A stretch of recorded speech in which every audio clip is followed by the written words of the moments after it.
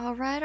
Hello! And welcome to our Wednesday game streams! We've got more Sunless Sea today, and big apologies for not doing our art stream yesterday. Like I had posted, I was just feeling super not great after not sleeping and some other things. It was a long day. But, well, long day Monday, and then it affected stream day Tuesday, and I got to just take some time and relax a little bit. And now we're back. We've got some Sunless Sea to continue with our lovely captain, Lillian Valera.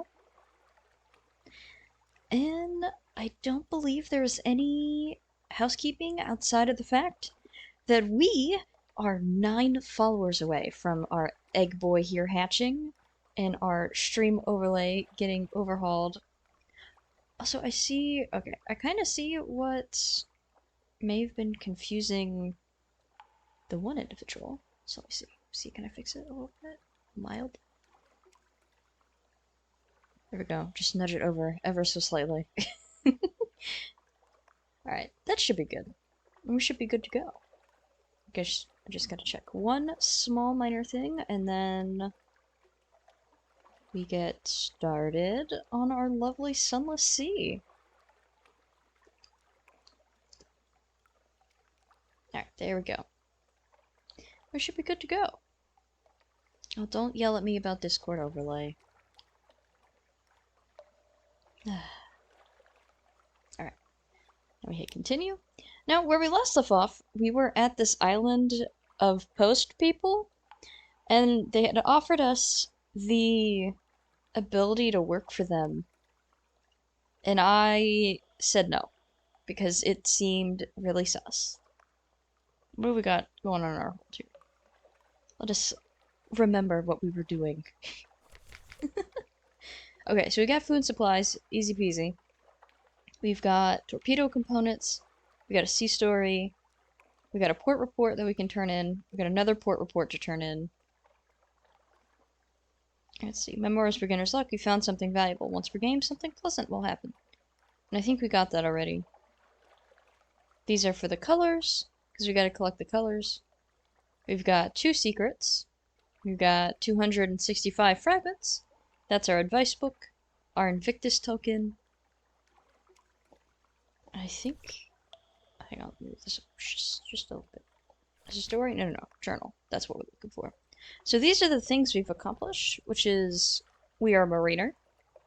We have seen Abbey Rock and got a report back. We've got a report back from the Codex. We've got a report back from Hunter's Keep. And the Shepherd Isles, and Vendor Bites, which is where we gotta turn in those 7 colors to. And the Wither, which the only thing I can think of for the Wither is the Wither from Minecraft.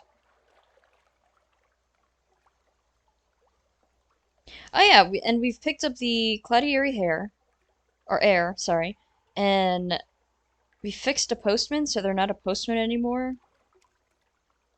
We've got some antiquarian favor going on, and admiralty favor. Our lineage, which is the kind of the thing where our captains progress. We've only lost 1 captain so far, which was Astra. We've got quality lodgings. Our past, of course, we were a soldier in the Battle of Hell, which is something still working around. Ah yeah, so this is what we were talking about. Nuncio. We were invited to serve in the Dead Letters. And we've got some postal secrets. And we've got accepted by the locals for the postman. Our tomb colonists. You brought a tomb colonist to Venderbite and defeated them in an unexpected duel. Just what precisely was their problem? I didn't realize I was supposed to keep figuring out questions about that. Okay. Oh yes, and we're supposed to find Chelinates, far to the east. An ambition, which is kind of our objective on how we win the game, which is to find our dad's bones and then retire. We also have storms. Okay, so we have the god of salt's attention, the god of storm's attention. Stone, storm, and salt. There are powers. So I'm assuming that's kind of what we know.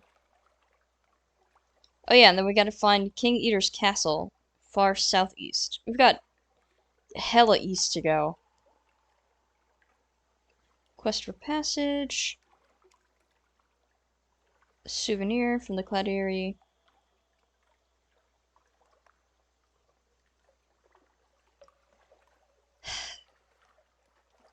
Okay. That's a way to start today. Okay, hang on.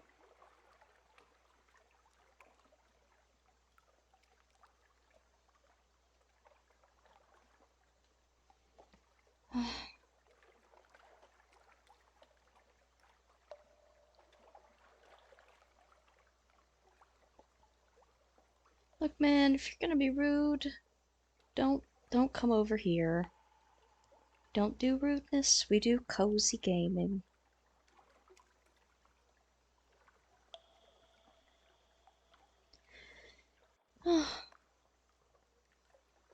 Anywho.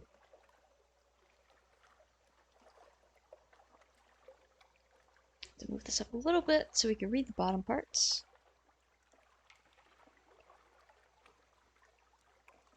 Okay, yeah, so that was someone looking for us. Souvenir. So we've got one of the... Oh, that's right, we got the skin of the postman, which is weird. Bound for Polythrium? The unsettled salvager is willing to sail far to find her. Oh, that's right, the lady in black is...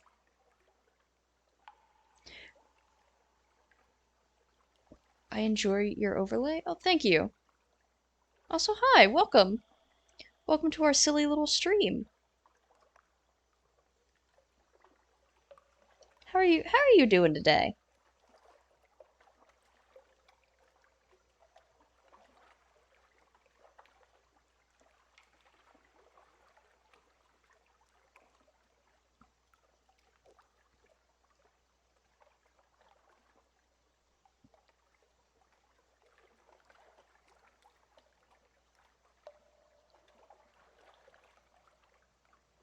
Okay, and we've got... Hello, just lurking while I work. I love this game series. Oh, sick! This is our first time playing. For the most part, we've run through one captain. We're on our second one, which is fun, and I don't really know anything about, like, the Fallen London thing. I wanted to keep most of that kind of, like... I get, like, up for surprises for me. Just so, like... Because there's a lot of really weird stuff. Yeah, fair. Yeah! So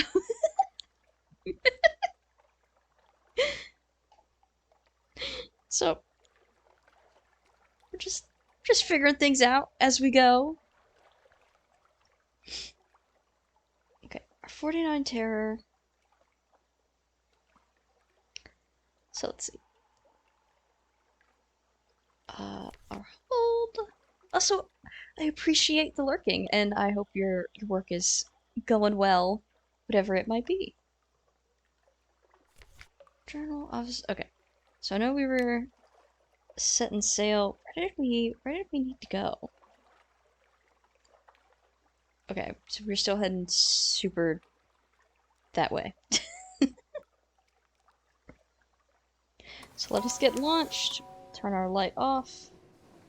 We'll get going. Trucking along as we do.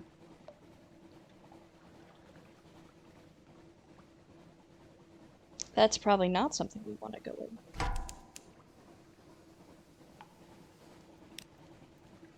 Oh no, there's pirates automatically. Why? A rat barge? It's not pirates, it's a rat barge. What the heck is a rat barge? Promised sea. All through this place, the song of the drownies lies shivering sweet.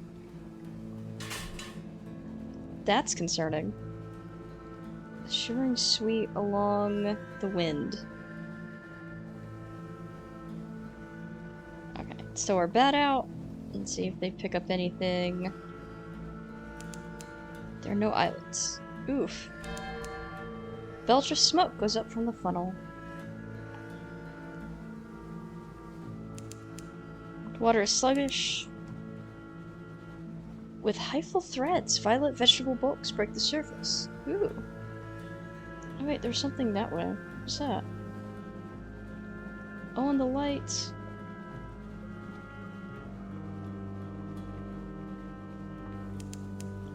There is some distance... Oh, the Utter Shroom? Some distance to the south? I'll mark that on our map. I'm assuming it's still somewhat this way. Let's see, let me slow down a little bit. Or stop, rather. Let me look. Oh yeah, somewhere over here.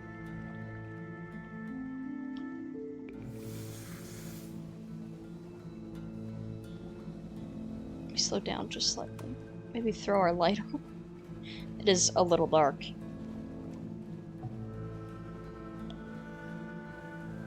This is a neat looking island. I wonder if this is the Utter Shroom that they were talking about.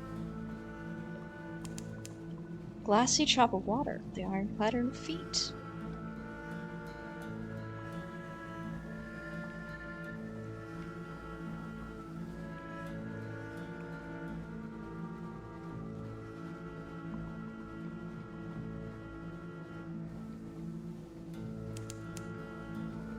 Some distance to the north. Okay, so it's gotta be up this way.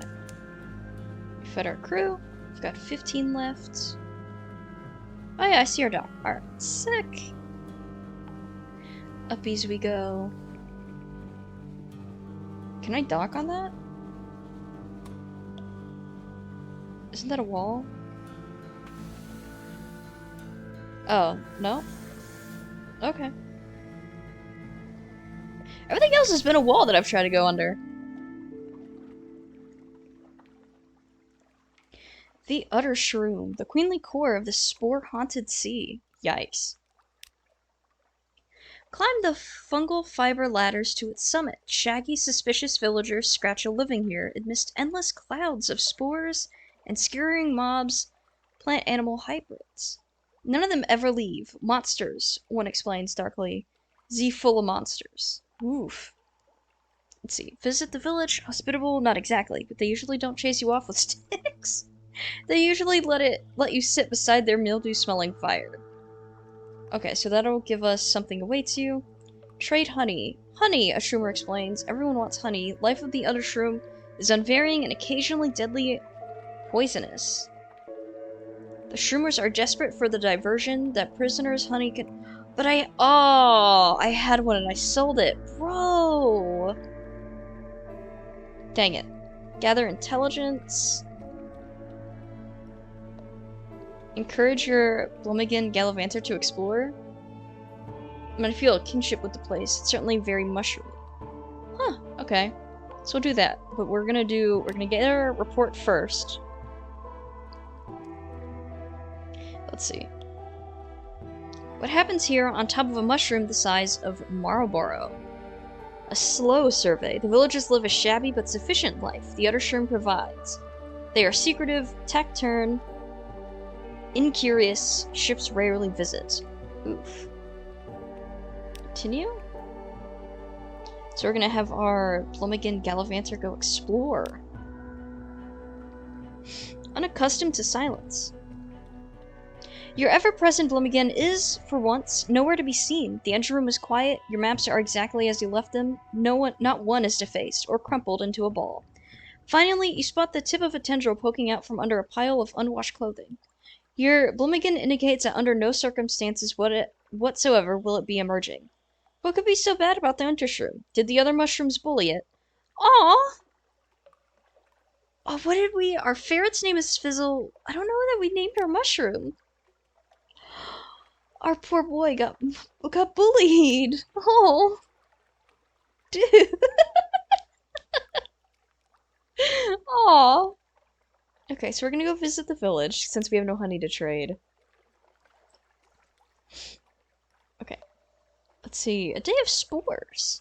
The Utter Shroom releases spores according to its own inscrutable schedule. Who bullies a mushroom? That's what I want to know. It's a mushroom on a part of the people here is that they're mushrooms. Why would other mushrooms bully a smaller mushroom? He's just a little guy. Dude. Today the air is soupy thick. That's gross. They coat your hair, they clog your throat, they gather like sleep in the corners of your eyes. Conversation with the shroomers is impossibly hard. You return to the ship where you find a tiny purple mushroom already growing in your ear. Ugh. You've a tale of terror now. Okay. And we've got more. Oh, dude, we're fearful instead of wary now. Yikes. We've got to find something to get that off. I think that's. Yeah, that's about all we can do because we don't have any. We can't get him. Our poor mushroom. Okay. I'm sorry, dude. Okay, so we've got more. It said very in the southeast for that castle. So let's keep trucking.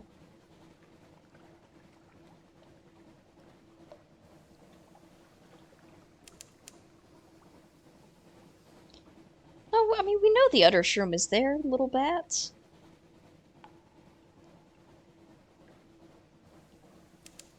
Okay, I'll wait. I'll wait till we're a little further. Okay, that should be good. There are no islands. Alright. Oh, and we've hit more fog. Supposedly. Maybe. Oh, there's the lighthouse. Buttery boom of light on the southern horizon. You approach Varkas, the mirrored city. Ooh. Discovered Jack a dandy stack. Why?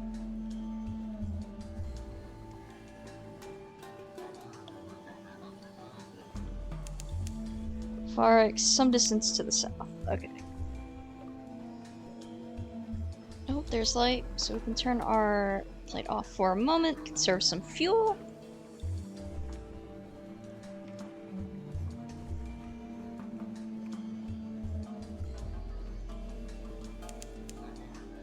Fed the crew.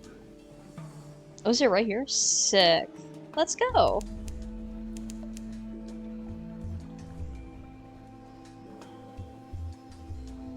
Alright, and then we dock.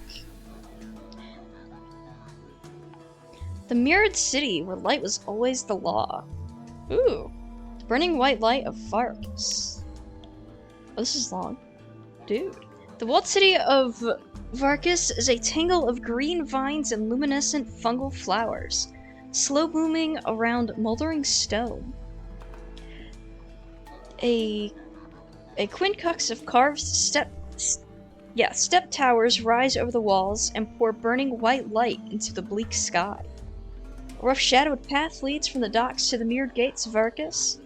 Two towering carved stone lamps throw their light on the angled mirrors, and a blue-cloaked guard stands in the reflected pool of light. The city is a beacon against the tree-hushed, sprawling darkness of the Elder Continent. In the far distance, a vast mountain glimmers. Ooh. Choke on the smell. That's nice. It's overpowering sweet. It comes from the fungus growing wild over the city stones. The sailors wave you over. They're sitting on some upturned crates on the docks playing a game with mirrored ships and stylized snakes made of bone. Ask the guard a few questions. Tell the guard you wish to enter. Compile a port report. So we will do that first. Tone down the details of the lights and its brilliance. You don't want to inspire envy in the Admiralty staff.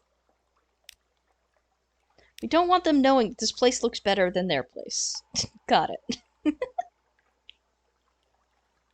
Okay, so I guess we'll choke on the smell. The flowers have white waxy leaves, which leave powdery traces on your fingers. The light coming from the city has the same camphorous quality, and the smell. Perfume worn too many days on the body. Unread books left to turn to ink-stained pulp, a garden drowned and rotting in still water. I don't know if that would be a pleasant smell or a bad smell, to be honest. I don't know.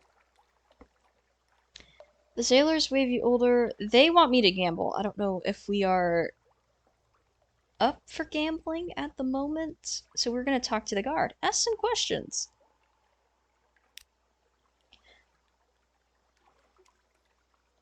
The blue-cloaked guard, for some reason that is a tongue twister of a kind, only acknowledges your existence when you step out into the darkness of the path and into the light from the lamps.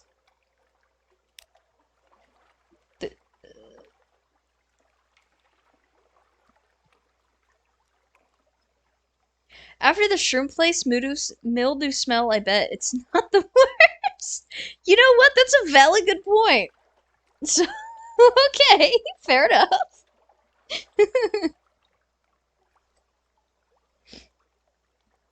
That is a very good point. Let's see. The guard stands in the middle of the pool of light, looking warily at the darkness beyond you. Up close, the guard's blue cloak is threadbare and mossy along the hem. A pattern of embroidered suns run along the collar, but the gold thread is dull. The kohl around her eyes is smudged. Well, Temes, she asks, are you going to ask your questions, or are you just going to stare? Her tone is brusque, and her expression is curiously eager. You don't think Varkas receives many visitors?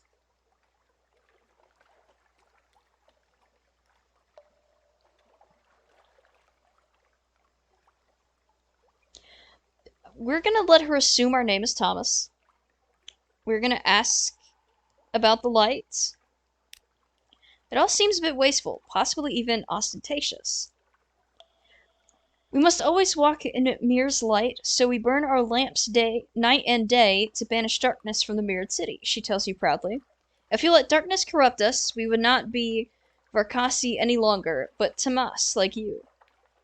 Ah, so it's not a name, it's like a nickname for people who hang out in, I guess maybe like the Z or the dark. Huh. You wonder, is that so terrible a fate? Her mocking laugh answers you even before her words do. Yes, it would be terrible indeed, Tomas. And before you ask, she adds, no, I do not have any desire to leave Varkas. The rest of the Neath has fallen from Mir's grace, and I have no wish to join them. Alright. Does she like her job? Does anyone? We'll ask her about herself. It is a great honor to guard the mirrored gates, she snaps defensively. If you're being defensive, are you sure? She gestures to the edge of the pool of light, illuminating her post. It is very dangerous. Even a small stumble and I can fall into the dark. Her voice goes sturdy. I would be banished from Mirror's grace. I would lose my name. That is why they only send the bravest outside the walls. Oh. Fascinating. Okay. So, it is literally standing in actual light that is the thing. Fascinating for that. Okay. Yeah, we're gonna ask about the city's customs. Don't touch the mirrors. Don't even look into the mirrors, she says, her voice hard. And try very hard not to dream. We're expecting something along the lines of don't murder anyone, or only wear red on special occasions. Still, you nod and smile. Why not look into the mirrors? What's up with the... Okay, I don't really have any more questions. She looks a little disappointed, but does not try to engage you further. Okay. Well, we're gonna tell the guard we want to enter. She makes a mark on her ledger before ringing a brass bell. The mirrors of the gates rearrange to give you space to pass, but never once allow shadow to touch the guard. Our ways are not yours, Tomas. Remember that, and walk in the light of me here. An occurrence. Your Varchas mirrored city quality is now 1. Oh, sick. Your eyes are blinded by the brilliance of the light. The verdant rot smell is even thicker. The heat of so much flame and reflected light presses oppressively against your skin. Your head pounds. It is a few minutes before your eyes adjust and you can look around. Brass lamps and gilded sconces hang from every wall, and phosphorescent fungus grows moss-like upon doorways and ceilings. Cunningly arranged mirrors catch every droplet of light and diffuse it until each cobblestone and rampart of the city is drenched in blazing and utterly without shadow. Who do you speak to? So we've got the firekeeper, a white-cloaked guard, a fungus carter, jewel-turbaned youth, or we can continue further. Okay. Let's see. Can we talk to the firekeeper? Unlocked with Varkas, the knells of the towers no more than 4. Tardy lamplighter no more than 0. Okay, so we can talk to the firekeeper. Dressed all in saffron. That would be so disorienting, no shadows anywhere. It would! There is somewhere near... It's near Hawaii. It's not specifically Hawaii, but it's around there. There is a time of day, like around like noon, where there is no shadows. Any pictures taken of it looks like really bad rendered video games. So that'd definitely be really weird to, especially in a setting like this where you're going from complete and total darkness to shining light everywhere.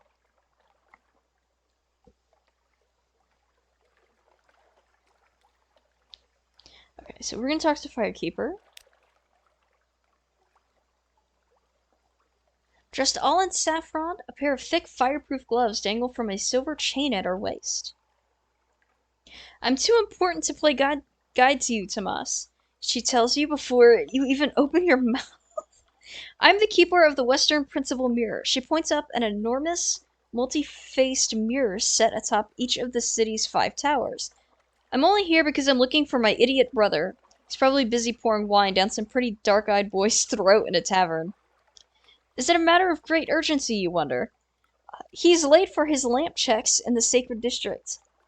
In her terse reply as she hurries away. If the Agnin found out, he'd be lucky to end up a lake dredger. Fair enough. The first bell tower has sounded? Varkas has 5 mirrored towers. When 5 mirrored towers. When each one has sounded its bell, it is evening. Huh. You know, 1 memory of distant shores. Okay. So what do we got here? We don't have a something awaits you. Oh no, we do. We do have a something awaits you token still.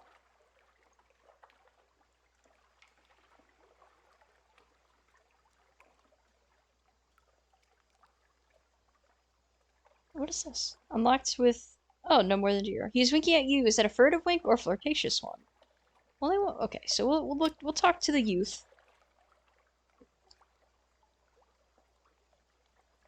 He looks utterly overjoyed to make your acquaintance, the bangles on his wrist flashing as he presses his hands together in greeting.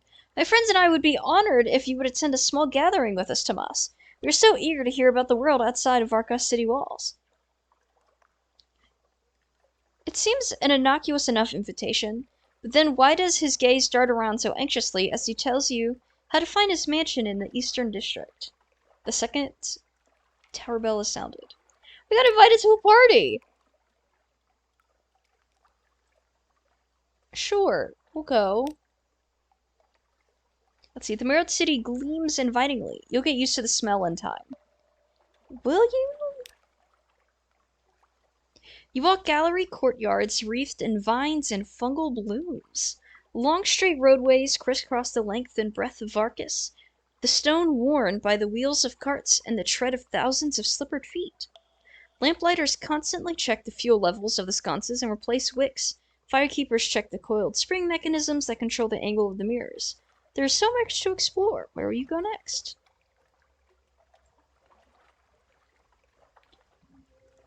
Okay, so we've got entertainment. So there's bars and gaming houses. There's the hospital, a guardhouse. Oh, the temple. Oh, the mansion, okay. Ah, okay. Oh, we could sleep here. That might be a good idea.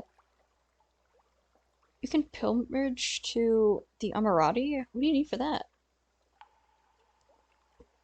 Okay, so 2 of those. You need the Agnin interest, respect of the guard, and a dour-faced nurse approval. Okay, so that would be the hospital, the temple, the mansion, probably the guardhouse. Neat. Alright, so we're gonna go to the mansion, because, as it says, well, he did invite you after all. So we did get invited. Let's see, you're not entirely sure what you're expecting from the jewel-turbaned youth's invitation. Perhaps a candlelit dinner and a genteel seduction. It turns out to be an evening of card games and chilled wine with his rather eclectic collection of friends. But as the wine is drunk and the cards are played, the gathering takes on a certain political tone. A raggedly dressed artisan begins complaining of the Agnihotry's trade restrictions. A novice priest points out contradictions in Mihir's mantras. A stone carver questions whether his daughter should also have to follow in the same profession. Will you, the jewel-turbaned youth, stares at you, licking his lips. Will you tell us a story?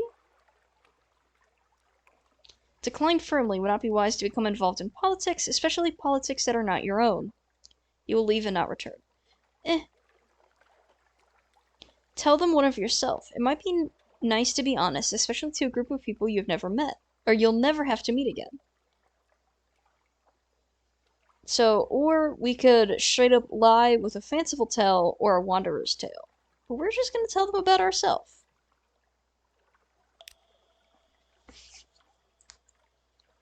You wet your throat with tart wine and fix your eyes on a carved lintel and begin your own, somewhat convoluted tale. At the end, they look slightly dissatisfied, slightly relieved. We were hoping, the jewel-turbaned youth clears his throat, that you would tell us, he pitches his voice slower. Lies. You're a little insulted. After all, it's not as if you make a habit of telling strangers of your past. I mean no insult, he adds placatingly. We only have true stories here in Varkas, and no inventions, no made-up tales. You've lost 3 terror. That's great. You've gained 1 memory of distant... So they wanted me to lie, but the difficulty was high. Oh, we could still... Okay. I think that might be first in a game that I've played, where it's like, no, lie to us. Like, most people get upset about that. What are we at? 3? Okay, so...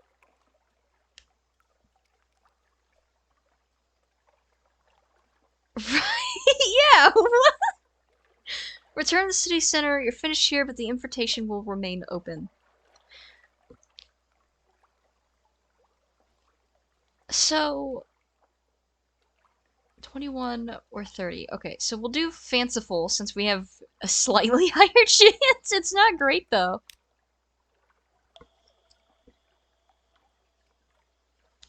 Let's see. Perhaps the wine is muddling your tongue, or maybe the fungus smell is too distracting. You can't seem to weave the threads of your story together into a whole. Your hero, a dashing Z-captain, turns unexpectedly into a drowny, and so you pack him off to the Toon colonies, much to everyone's confusion. Oof. We've made everybody disappointed again. Okay. Alright, feels 25, failed in a challenge. Try again, you may have better luck. I don't believe we can because of the... No more than 4, you have 4. Okay, so we'll go back. We hit continue. So let's try the guardhouse. Just follow the stream of white cloaks. Oh, they're not blue anymore? Oh, that's a 6 symbol, though. Let's see. A modest stone building with bas-relief lintels and wide, unshuttered windows. The stylized sun of Mihir flutters from a silk flag above the portico. It is a scene of controlled chaos. You can see the white-cloaked guards bustling to and fro within, shouting companionably to each other, while a stream of fungus carters, merchants, and ordinary citizens petition them.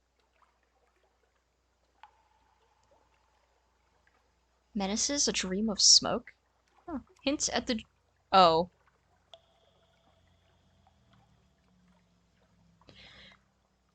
Train with the guards? A straightforward challenge. There's a formation of new recruits doing basic forms in the courtyard. Huh. So that's probably how you get the respect, I assume. I'm gonna ask them what's going on first, though. We're preparing for the pilgrimage to Amradri, the Mountain of Light, a young guard tells you, stamping yet another merchant's application.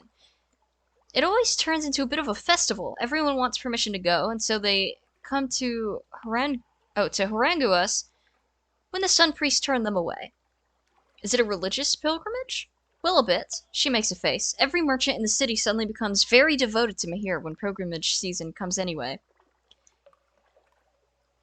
When you have completed certain stories in the city, the pilgrimage will begin opening new opportunities. Ooh, okay.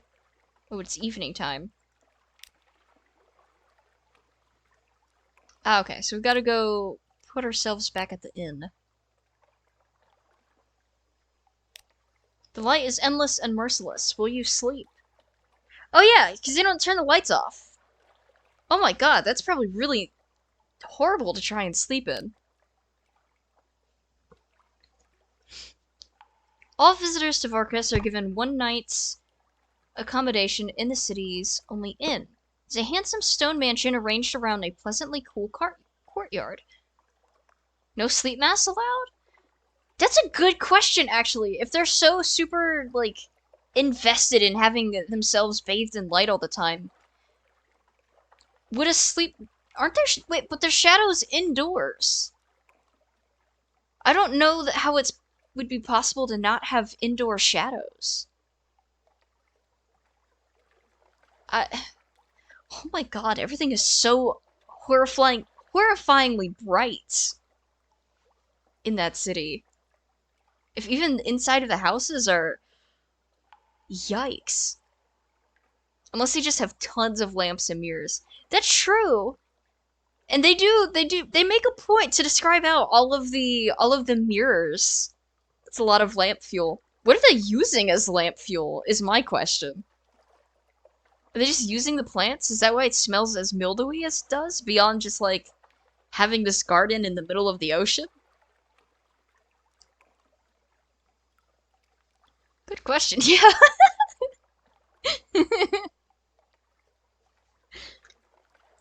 Okay, let's see. Frescoes of city life are painted on the walls. Given how few visitors Varkas hosts, you suspect the inn is more usually used by philandering locals. Evening falls, or does it? The town's 5 principal mirrors are mounted on coiled spring mechanisms and alter their angle subtly to create the impression of evening. Across the city, the firekeepers throw pinches of colored powder into the lamps, and the quality of light yellows to a softer brightness. Okay, so they dim the light, but it is never fully gone.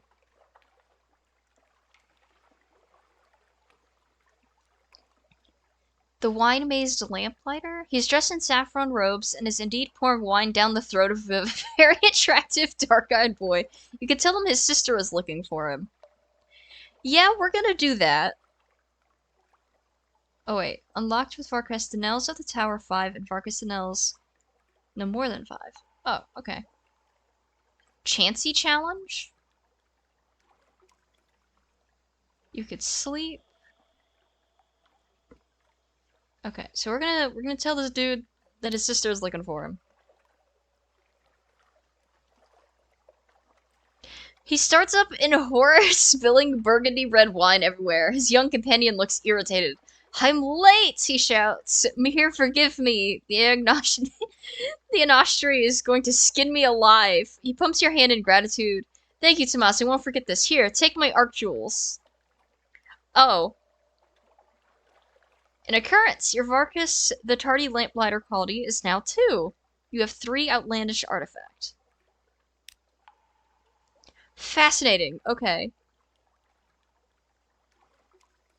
The smell of cooking mingles with fungus rot. We aren't going to let that put you off your food. A modest challenge.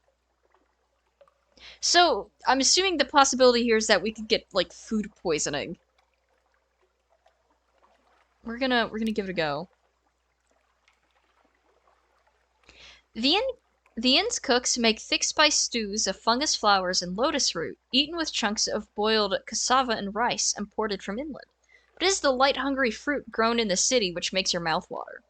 Tart-scented oranges and bruised yellow bananas, pineapples bursting with juice, tender coconuts with the silky white flesh scooped out and sap sweet on the tongue. Do you not eat meat? And you ask in wonderment, And the inn's cooks call to Mahir for strength. It is forbidden to eat the flesh of living creatures, he says. Lucky for the Varkasi, don't fancy the seafaring life. You succeeded in the Hearts Challenge. Yo, let's go! It is night, although there is no darkness in Varkas. It's time to sleep.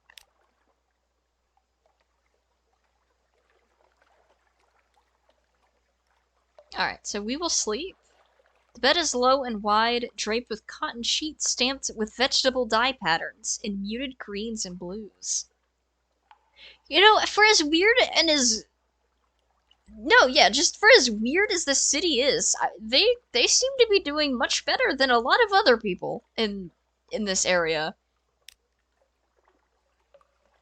You fall asleep easily despite the bright light, but your dreams are full of whispering, glittering smokes, mirror vapors that coil into reflection-warping shapes.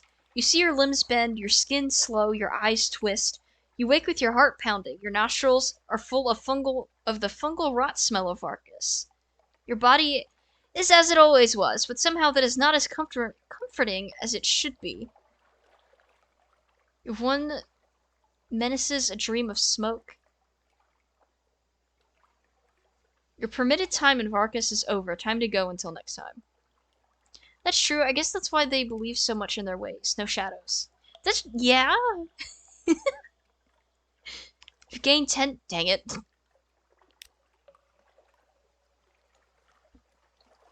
Oh, dawn in Varkas. Outsider time in Varkas is strictly rationed. Each morning at dawn, the guard visits the inn to eject any Tamas they find. They are polite, but very definite.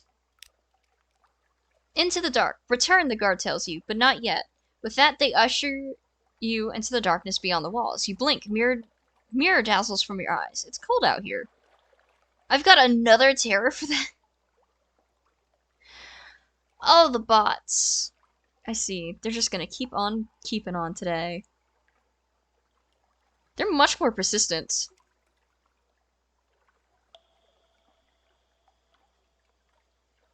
There we go.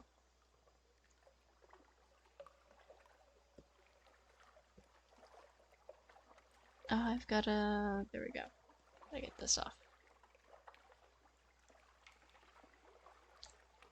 Okay. Boobot, yeah, I know. They've gotten incredibly persistent today. I have no idea why.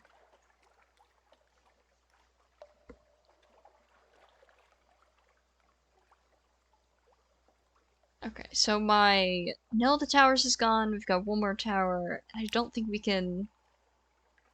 Can we go back in? No.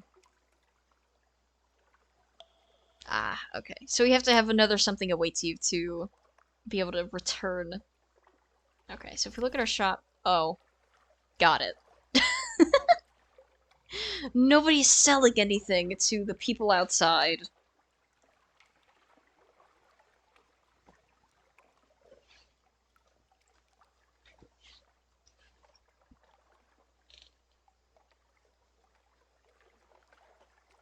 Okay, so... I suppose we continue. So... The very southeast... It's kind of where we are, but maybe we need to head over in this direction.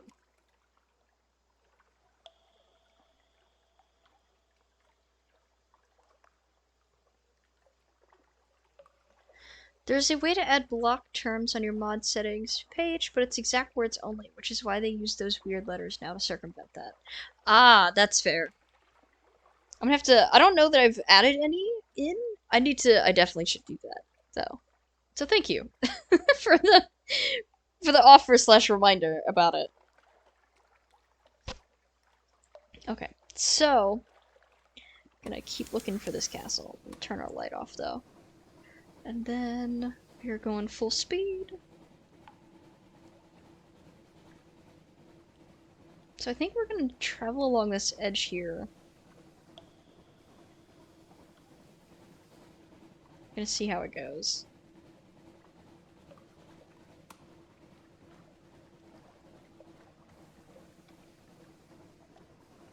There's... Bots are a battle we fight together. This is very true, yeah. Is there something out this way? Should I be going this way? No, I won't.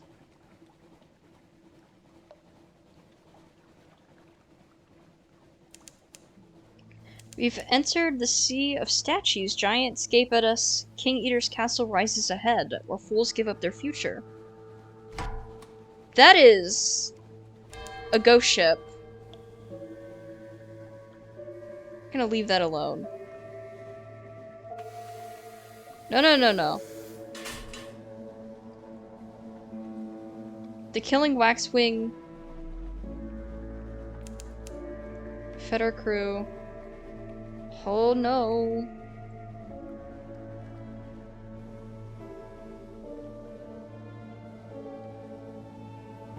The music got really tense over here.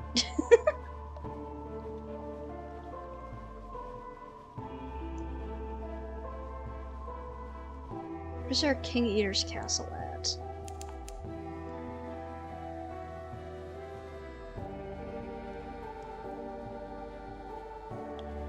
Here we go. We got through our whatever that is, and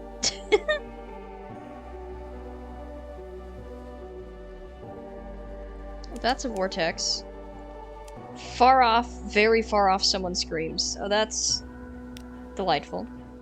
Some distance to the north, so we're looking this way.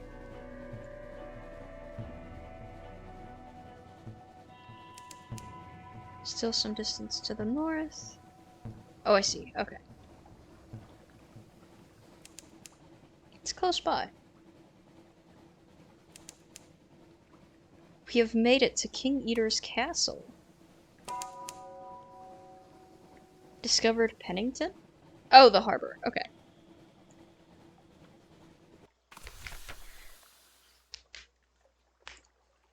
Alright. This place looks neat. Doesn't it? It does look really cool. I like the design of it. I think one of my favorite things so far about this game is that because of how they designed their map layout, as far as like traveling goes, it's very like tabletop battle mappy. I'm very poor at making those when I do DM, so it's always fun for me to see the different, oh my gosh, the different styles of battle maps and how they end up looking. What is this? Oh. No. Okay. So, echoes stalk you through the colonnades. So we're gonna look for our father's bones. All around the altar, bones lie in brown drifts like naked fossils. If the Admiral is to be believed, your father's bones are here among them. But which? Where? Yeah, I started D&D using no battle maps, so now seeing all the cool virtual maps is always great. Dude, same. So normally when I run tabletop stuff, normally it's through Theater of Mind, and then most of the people that I run for don't live around me, so normally I'm running through Discord, and granted there's a lot of really cool virtual tabletops. I'm just horrible at trying to figure out how to use them. So I always feel really bad because I know some of my players are really interested in using them. A friend of mine though got Foundry recently, and so I'm gonna attempt to set up Foundry. We're gonna see how that goes. Really hoping it goes well though. I did get a chance to actually like test it from like a player perspective recently, and Foundry so far worked phenomenally, so I'm really hoping. Yeah, in college I played a ton in person, which is neat. I loved it, but virtual tabletop is neat. Foundry/Forge is what I've used most. Oh, sick!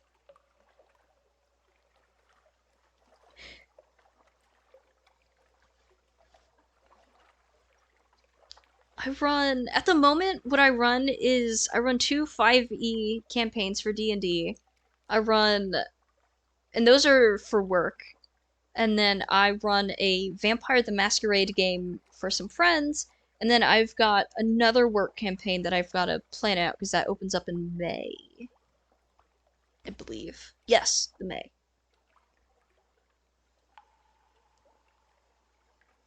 Oh, that's awesome. Yeah.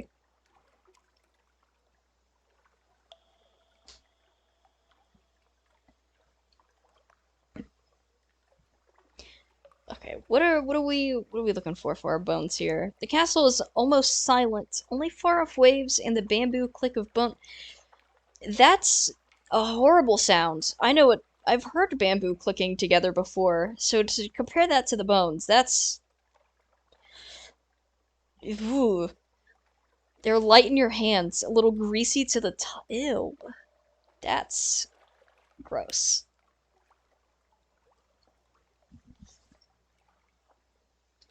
Tales bones tell. A dozen or more of the bone piles wear a knife in their rib cages. Two of the knives are undistinguished tableware, and one is rosy glass. But most are of a similar type, flint hilts and blades of dark coral. These are the knives that drownies bear, those unsleeping dead who lure soldiers with their song. The ruler is the Fathom King. Surely he must know something of what happened here. Travel to the Fathom King's hold to continue. Sure? An old veracity lives here in the far reaches of the sea. The priests are long gone, but sacrifices are still made. Perhaps you can come here to make a sacrifice. Perhaps the sacrifice is you. An act of burning faith. Which god holds sway here? Storm, stone, salt? Perhaps no god that is elsewhere named. But if you feed it, it will calm your mind. Oof. You have 84 terror. One supply, one fuel. That might be a good idea just because we have so much. Do not do this. Offer your thoughts at the altar. Lose your mind. What? Eat your crew? Not all of them will go easily. Do not do this. This will destroy all of your crew and any human or near-human officers. The struggle will wound and even kill you. Yo! Offer your stories? All of them? A matter of luck. It could go either way. This may take you elsewhere at the cost of your sea stories. Choose it only if you are desperate to be somewhere else. I take it back. This place is no longer neat. We can file a report about this? Sure. It's not really an appropriate title for a formal report, is it? Let's find something a little more clinical.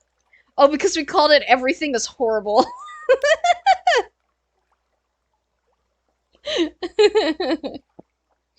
Okay, so we're gonna do an act of burning faith.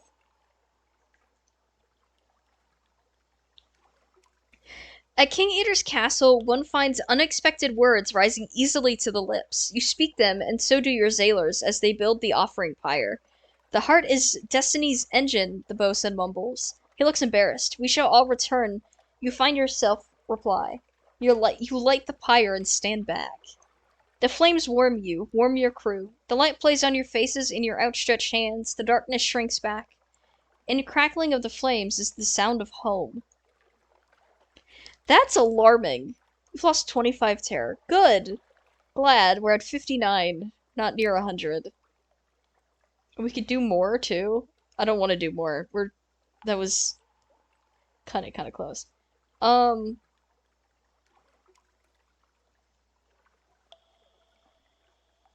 So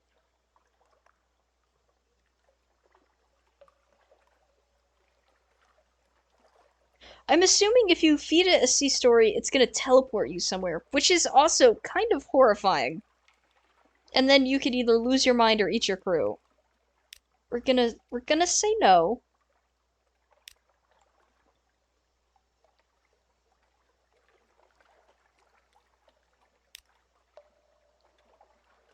Okay, so we have to find the Fathom King's hold. Somewhere in the south or central Untersee. Okay. Good to know.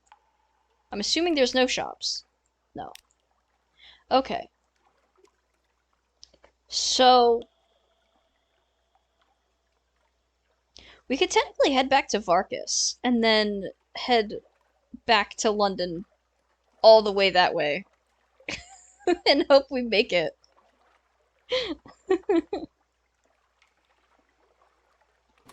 So let's hope we make it.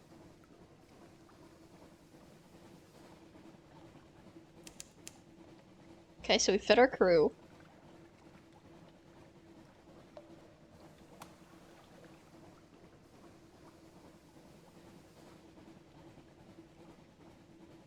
I believe. Thank you for the belief. I'm hoping we make it through easy enough. So we have to cut back through this. Oh, right, the ship.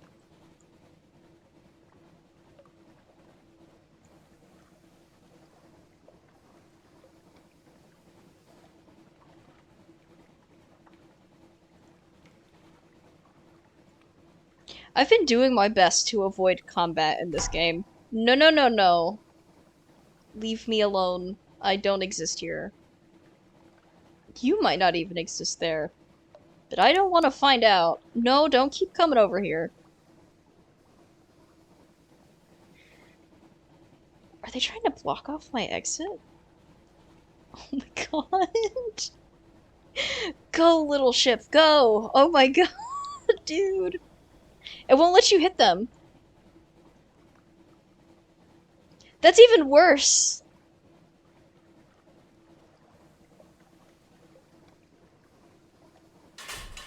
Yeah, we're gonna go with all clear, sure. I don't like that in the slightest. Okay, we can turn our light back on since we're about to escape.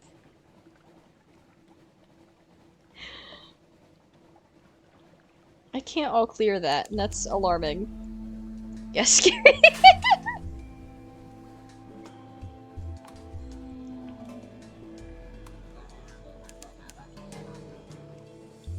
Okay, so since we have something awaits again, hopefully we can get some fuel? Because that kind of seems to be the issue at the moment, is getting some fuel. So hopefully once we're in Varkas, we can get some. Okay, so we can return now. Welcome! The guard at the mirrored gate smiles. Clearly she remembers you. Oh. Okay, let's go. The blue-cloaked guard waves you through. Walk in the light of Mahir. I'm gonna look at the shops. Oh. Okay. Or not. Oh no, we went through. We can continue. So we have the fungus carter. We have the white-cloaked guard. We can travel further. So we're gonna go to the guardhouse. And then we're gonna go... Oh yeah, we could talk about the Dream of Smoke. Before we do that, we're gonna do our train with the guards.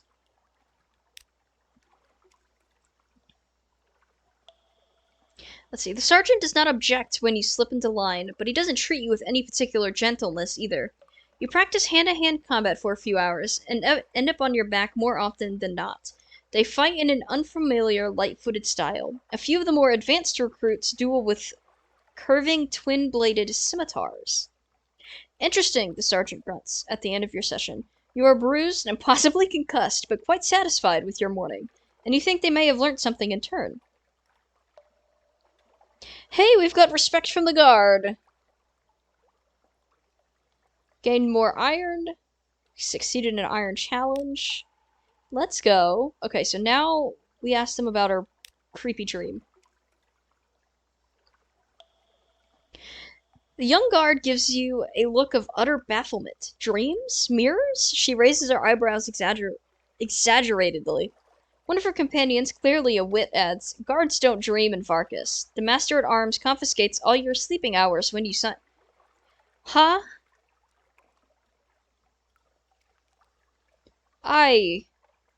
What? They what? They don't sleep? They confiscate all of your sleeping hours when you sign up. That's wild. Okay. The young guard shakes her head. Perhaps you should talk to the priests at the Temple of Mahir. They are well versed in such matters. I've lost a terror. I've gained a new memory of distant shores. Sure. Okay. We'll go to the temple.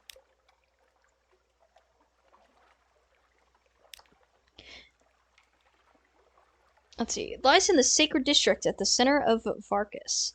The sound of the bells grows louder and more reverberant as you approach.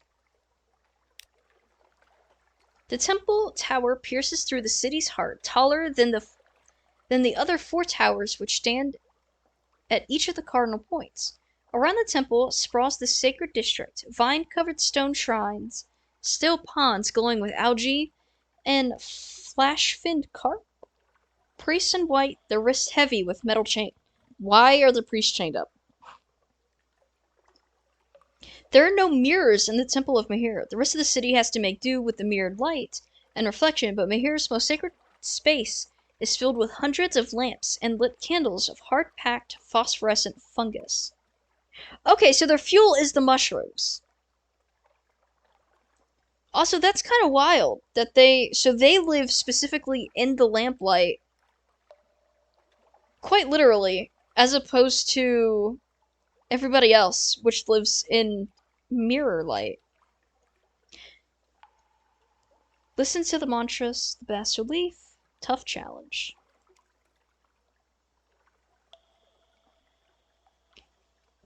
Dreams of smoke, a high-risk challenge, sun seers.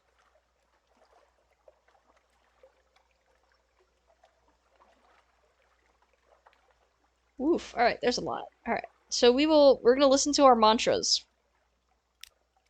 In Varkas, the sun still shines, calls the Sun Priest, in the way of an invocation. They simple temple-goers raise their voices in well-worn reply. In Varkas, the sun still shines. The Sun Priest pitches her voice so it echoes off the fire-warm stone of the temple and reverberates through the tower. Mahir looked away from us, and Varkas fell, she intones. Now we light our city like a beacon, so Mahir may find us once more. We lost 5 tower, we have gained yet another memory of distant shores. So it's not that Mahir lives in the light, it's that Mahir does not know where they are. So they light everything up to try and find them. Okay, so what is this? A mirror charm? Okay. This seemed like something one of the priests might understand if you had solid logic. Yeah. If we're bright enough, God will find us once again. It's fine. Okay, let's see. The Sun Priest listens to you describe your dream with growing disquiet. Were you not taught to guard yourself when you slept in a room full of mirrors? He asks, and then curses. Should priests curse in temples? That's a good question. I cannot believe that Tomas are so ignorant. You assure him that you are indeed quite ignorant. Hey, wait a minute. And wait patiently for him to find another more inventive round of cursing. There are dreadful powers in mirrors. This is unhelpful conclusion.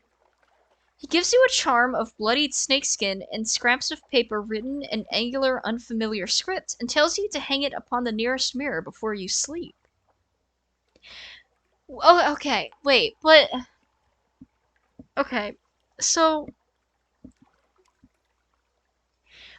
But the city is full of mirrors!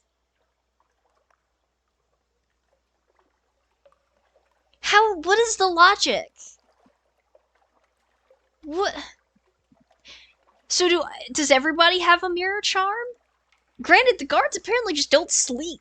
I don't know how any of them are sane when they're doing that. But, like... What? Dude.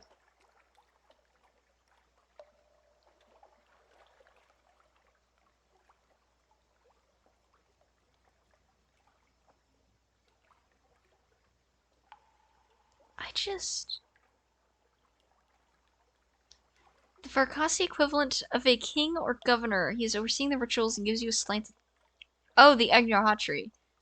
Um, I mean, we'll give it a try.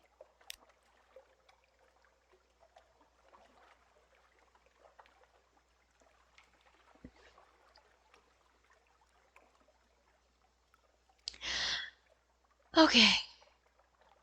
You go to pay your respects, and he is at pains to impress upon you that he is no despot or tyrant prince, but rather rules Varkas with his council of sun-seers and fire-keepers.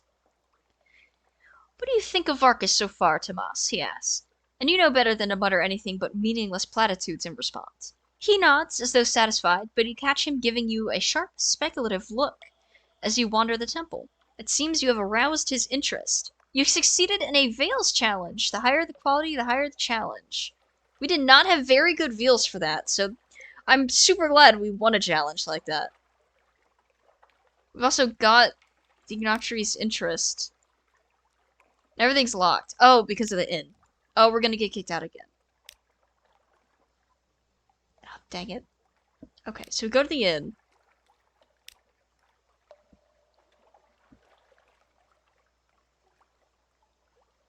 Okay, so we're gonna use our mirror charm. You hang it upon the mirror by your bedside and hope for quieter dreams. It seems to work. At least, you do not remember any particularly vivid dreams when you wake. You retrieve the mirror charm before you wake. Is it your imagination, or does some of the script scribbled on the paper scraps seem slightly blurred? You've lost 5 terror. New total is 57 fearful. Your permitted time in Varkas is over. It is time to go. Till next time. And we are kicked out. And I've gained a terror. I do think it's interesting that every time you're there, you lose quite a bit of your terror, but then you get kicked out and immediately it's like, oh god, everything is big spooky again. Whoops. Which is very fair, with everything lurking in the ocean around here. Nobody had anything to sell though, which is problematic. Potentially. Where do we need to go? Just kind of, I guess, slanted. There's gotta be some kind of port between here and Fallen London that has supplies. If not, we might be out another captain. We shall see. Why is battle lit up? Oh, it's normally lit up. That's right. Okay. It's like, wait. It's like, we just left port, dude.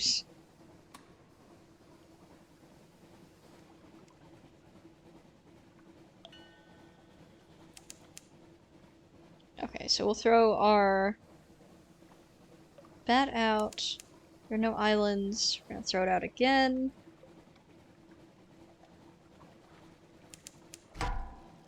A what? No, no, no, no, no, no. Oh my god, go faster! Oh no!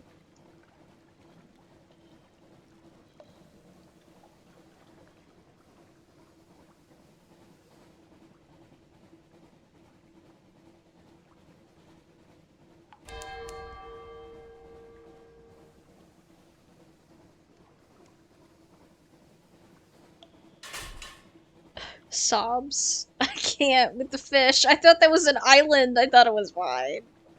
Just keep swimming. Just keep swimming. Exactly.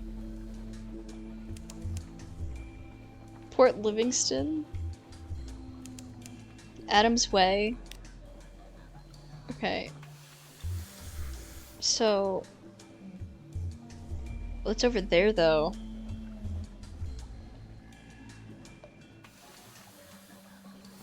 Okay, maybe they have something.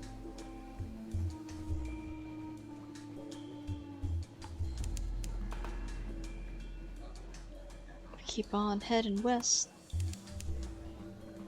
Discovered Adams. Did we? Did we? Oh, it's down here. Maybe? Where are we going?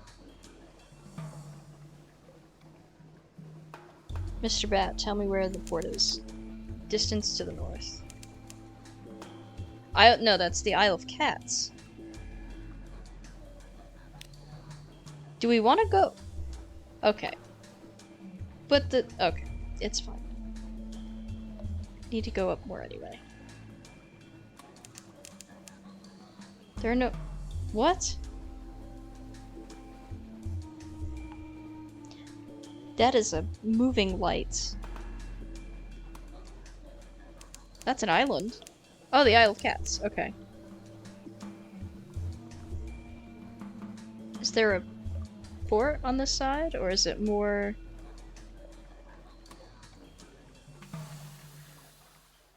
That's not a port, I don't think. Oh yeah, the port's on the other side.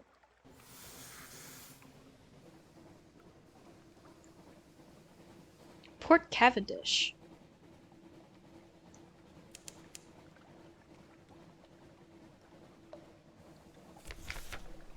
Oh, why?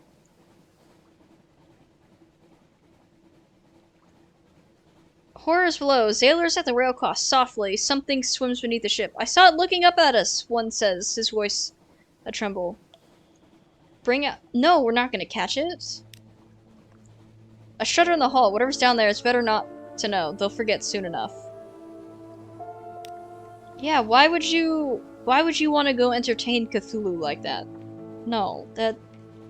We don't provide entertainment for Cthulhu. It's not what we do. Isle of Cats. Where are the roses? What? Okay, Port Cavendish.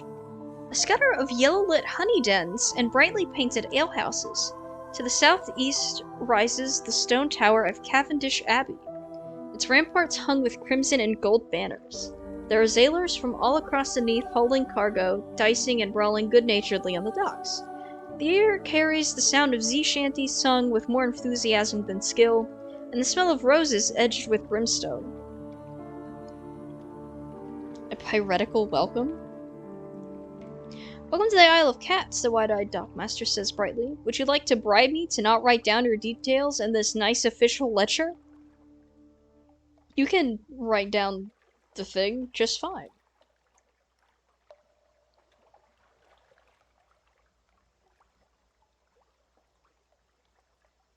Okay, so we're gonna get our port report. Roses and Kings. We spent half a day observing the docks and note an astonishing number of variety of ships. Is that a connate trimaran nestled beside a vessel from the Iron Republic? The dockhands complain loudly that they have never been busier.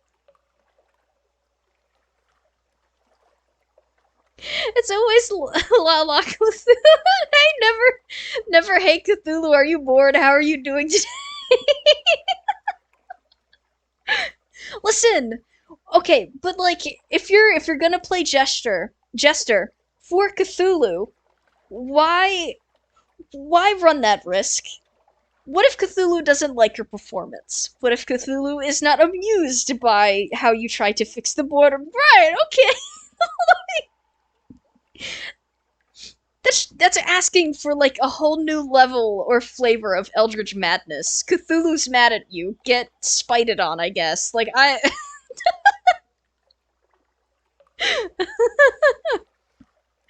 don't think that's a good idea.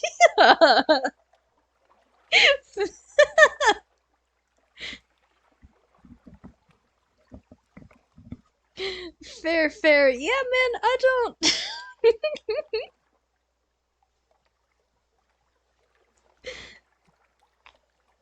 Okay, let's... The dockhands complain loudly that they've never been busier. The caddies talk ceaselessly and carelessly about smuggling and piracy, but even the most hardened sailors lower their voices when they mention the king. They go even quieter when they talk about the Rose Garden. You make careful notes. Perhaps the Admiralty will understand what they mean, even if you don't. Okay, do you have fuel? They do! What are we at? 7 and 9. Okay.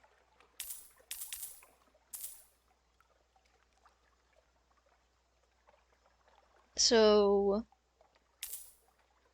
and then, yeah. Okay, so that puts us at even again. Sick. We've got all of our provisions that we need. No, no, no. That's not...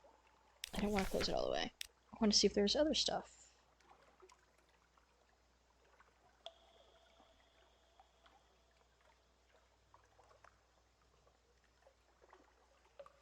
Oh, I'm assuming you probably can't go explore if you are... Okay. So we'll pay. You now have Menace 1 suspicion. Oof. You hand over the coins and she tips you a sharp smile before waving you to the nearest alehouse. The entire process is straightforwardly corrupt and pleasingly efficient. Fair enough. The Rose and Tiger. The alehouse's sign is a tiger painted the color of rose petals. Someone has gone to great trouble and expense to gild the creature's eyes. They look out over the port, feral and unseeing. A caged hive of lamplighter bees hangs from the ceiling like a chandelier. A few sailors give you a hard-mouthed, assessing look, but mostly ignore your presence entirely. Okay, so we got significant tokens. The caddies all wear a pair of amber stones studded around their necks or pinned to their collars. Clandestine doings, a whispered conversation, the clink of coins, and exchange of goods. Religious observances. Is that a crimson-veiled nun? What sort of nun would be in a place like this? The spicy nun, probably. It's probably not the nun you're looking for, Captain. Gonna look at the tokens. Cat Eyes, one of them says, for the Pirate King.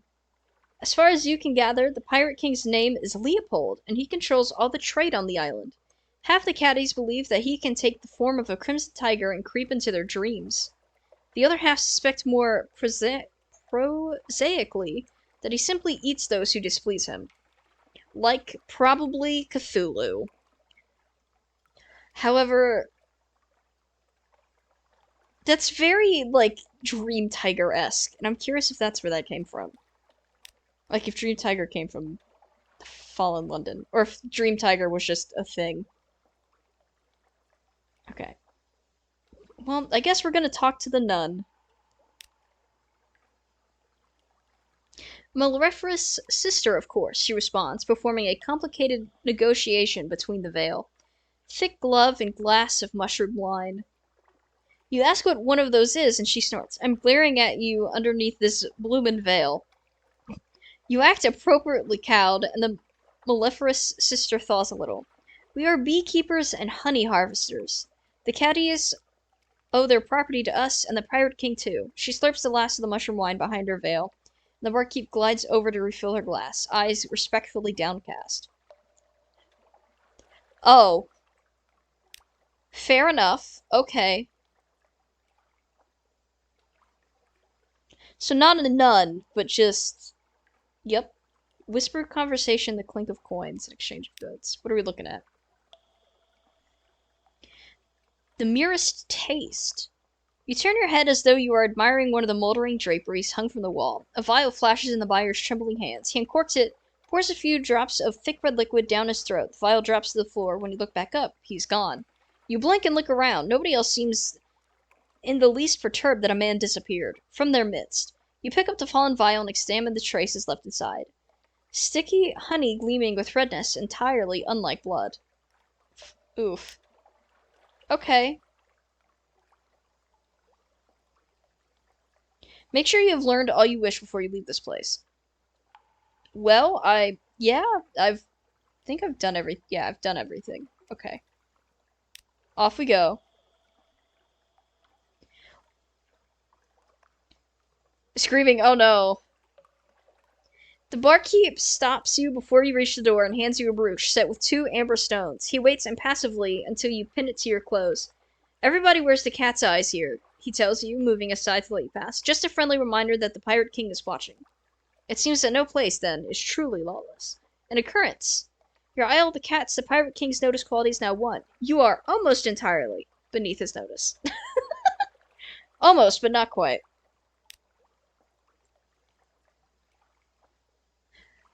Oh, okay, so we've got lots of stuff to go look. So we don't have any, oh my god. We don't have 600 echoes. The Honey Tongue. It's both brothel and honey den run by someone the caddies refer to as the King's Claw, or Cavendish Abbey. The crimson-clad Maleferous sisters patrol its ramparts and tend their hives of lamplighter bees.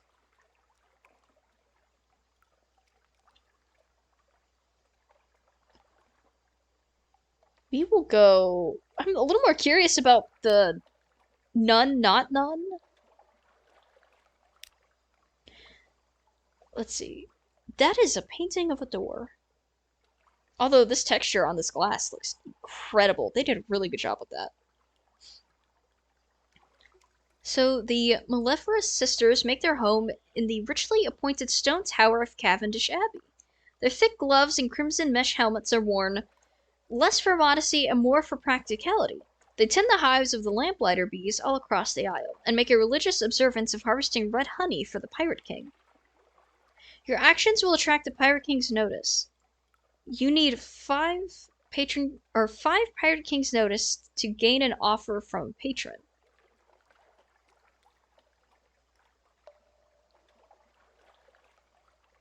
Fascinating. To the Lady of the Gardens offer, gossip with a novice, meeting with the abbess are all locked. Or we could offer fuel that we just bought. Oh, 5, no. No, we'll come back. If we survive. We will come back. I don't think there's anything else we can... Oh, we can go look at the brothel. Entering the brothel is like sliding into the dream of a surface orientalist. Jewel-embroidered cushions, bright silk drapes, gilded statues of elephants, some bears, and clouded leopards. Silver censers release curling plumes of rose-scented smoke in the air. The courtesans are red-lipped and coal-smudged, and when you catch their eyes, they smile back at you with professional interest. Okay, so you can ask what red honey is. Comfort a Z captain? Swap a tail with a honey smuggler. Ah, I only have 1 C story, not 5. Okay. So we're gonna... You know, of course, only the particulars may have slipped your mind. So we're gonna ask what red honey is. I see we've gained a terror from whatever the answer might be. One of the nearby courtesan's eyebrows lift infinitesimally, but his reply is practiced. When lamplighter bees suck the nectar of the crimson strain of exile's rose, they are driven to madness. They enter the brains of humans and harvest their memories. He shudders, as though imagining the process himself. Those memories are instilled in red honey. Each sip is a burst of memory on the tongue. Deliciously awful, isn't it? He flutters his dyed feather fan. That's...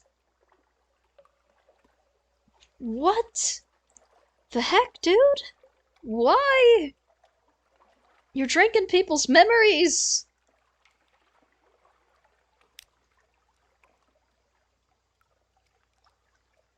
Okay, so we're gonna comfort the Z-Captain. A Z-Captain is weeping gently into a courtesan's bosom, muttering of her lost crew and rose gardens. They're all tending the gardens now, she wails, and begins to weep again. My poor crew! You wait for a hitch in the sobs and inquire further. It is a slow, delicate business drawing answers out of her.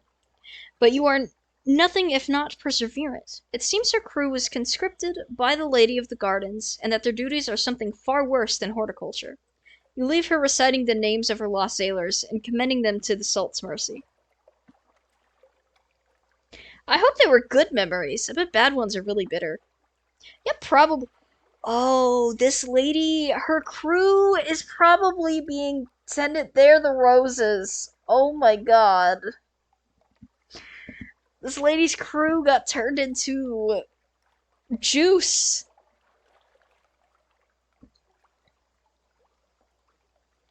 You gained 1 Isle of the Cat's Pirate King's notice. New total is 2. More passing awareness than notice, really. Dude, why? Okay, so we can't do anything with that. We can't do anything with our token yet.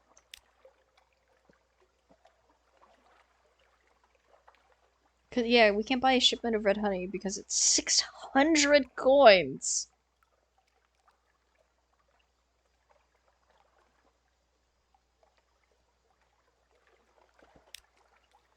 My lord. Oh no. Yeah, I'm pretty sure it thinks for the roses. Is that what this is? Over here? The thing says, where are the yeah, where are the roses? And this, oh my god, bro. Oh, that's horrifying. On so many levels. That's dark, yeah! Oh my gosh, dude. That's wild. So we're gonna get going before we too become a rose. I don't think we want that. Okay, so where are we heading? We're heading up still? Up and vaguely west. Oh my god, dude.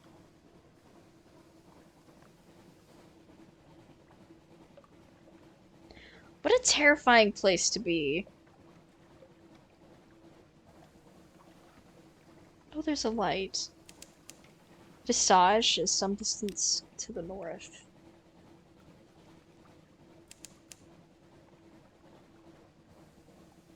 Oh, literally right there. Alright, we'll get another knock going.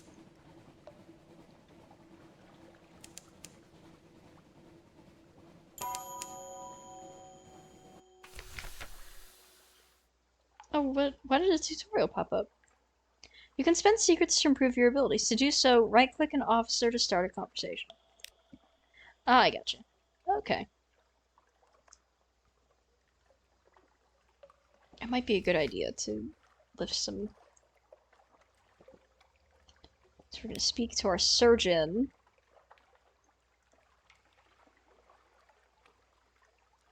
Or not. Oh, you have to have... No, oh no, that's fine. Oh, and Adam... Oh, she's got a lot of stuff. Something with Adam's Way. The Woof. Okay, got it. So what about our other guy? Our cook. Increase your hearts. Spend your secrets to improve your hearts, but no higher than 50. Well, I have 34. So let's go. I can never understand what our boy is talking about, though. Not that the undersea is super happy anywhere, but dang. Yeah! Ooh. So we're gonna keep increasing our hearts here.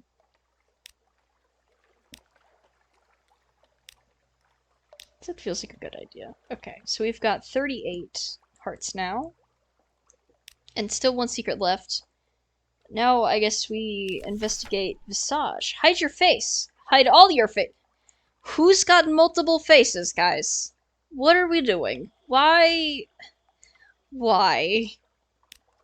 This is the port of Visage, where faces may not be naked, except one, a stone monument the size of a village church, serenely gazing upwards, flourishing of years. Go ashore. Once you set foot on Visage, you may be here a little while. What does that mean? Okay, create a port report. You can at least interview those who are leaving. That is what we will do. That will have to do. A departing merchant gives you a confused account of crocodiles and honey cakes and something about ear blockage. To this you add your own impressions about the street layout close to port and the types of commerce here. When the lights are especially bright, it is possible to make out the details of the profile of that great stone face. I guess we're gonna be here a little while. Terms. All those who enter must play their parts. The sign is visible only after you've crossed the threshold. So once you walk in, you're stuck here, potentially. On the lower slopes, stone buildings, flat roofs, archways. In the architecture, there lingers a memory of lotus and palm frond. The hill above is a face forever looking up at the ceiling of the Untersee. No one inhabits its cheeks or the hollows of its eyes. Check in at the customs house. One may not wander visage at will. What? Oh, your mask no more than 0, so we have to get a mask. A changing room. All visitors must pass one by one through a room guarded by a person in the mask of a moon moth. Huh.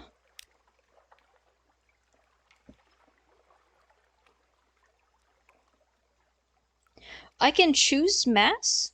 I can choose a mask! So, we are going to ask about the significance of them. Assorted pestilences. Moonmoth explains each mask declares a different intention towards the denizens of the visage. It must be accompanied by a suitable behavior.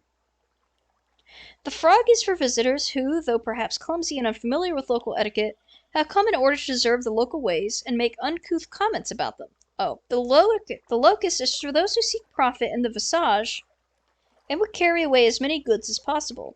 You prompt about the bat. Moonmoth hesitates. Bat is an ill-omened visitor, sent as a messenger or a spy. Bat always dies. So, we want the frog?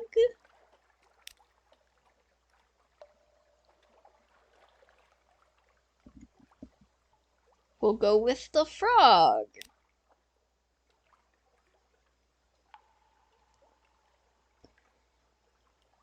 That's... what, like brick kicking? Moonmoth lifts the mask and places it over your head. The eye holes are large and they are fitted with spectacles. These improve your view of the environment, though you must look bulb-eyed from the outside. There's also a mechanism attached to the mouthpiece, which magnifies any sounds you make, even your breathing. Oh, you start to thank the Moonmoth and it comes out as a booming croak. What? May you profit from your visit and knowledge, says Moonmoth. Its wings fold neatly over its back. An occurrence. Your visage, your mask quality is now 2, frog mask. Visage, expertise and parts hasn't changed because it is lower than 3. A thing happened. Got it. So there's the Library of Flood Court.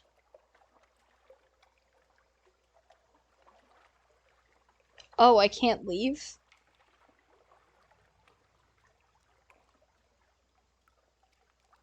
Got it. Well, it says no.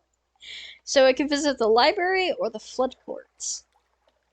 So-called... oh, Library of Parts. So-called because all the books are fragmentary, perhaps. Or the flood court. The Moonmoth speaks as though you should already know what this is. I'm gonna go visit the library. Stoop at the lintel, enter the dark. A room of heavy stone, guarded by a golden statuette of a woman with outstretched arms. The scroll niches, sorted to correspond to a variety of masks, the jackal and the lioness, the crocodile and the dung beetle. A woman in the mask of a lotus blossom is standing at a lectern, reading in silence.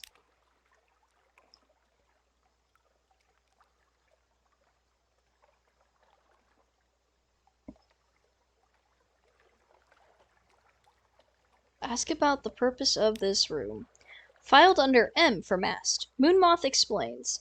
People think it means something like Library of Fragments. But this is wrong. The parts in question are like parts in a play. This is where the denizens of the visage come in order to learn how to perform their masks more accurately, more completely, with a truer spirit. So this entire place has a play going on. That's kind of dope, honestly. Kind of spooky in a way, because that can get pretty concerning. Study the scrolls in a bumbling way. Okay, I've got to go get ready for a meeting, but thank you for the stream. I hope you have a great day. Dude, thank you for staying around and hanging out while you were getting ready and stuff, man. Hopefully the meeting goes good. Much appreciated, my dude.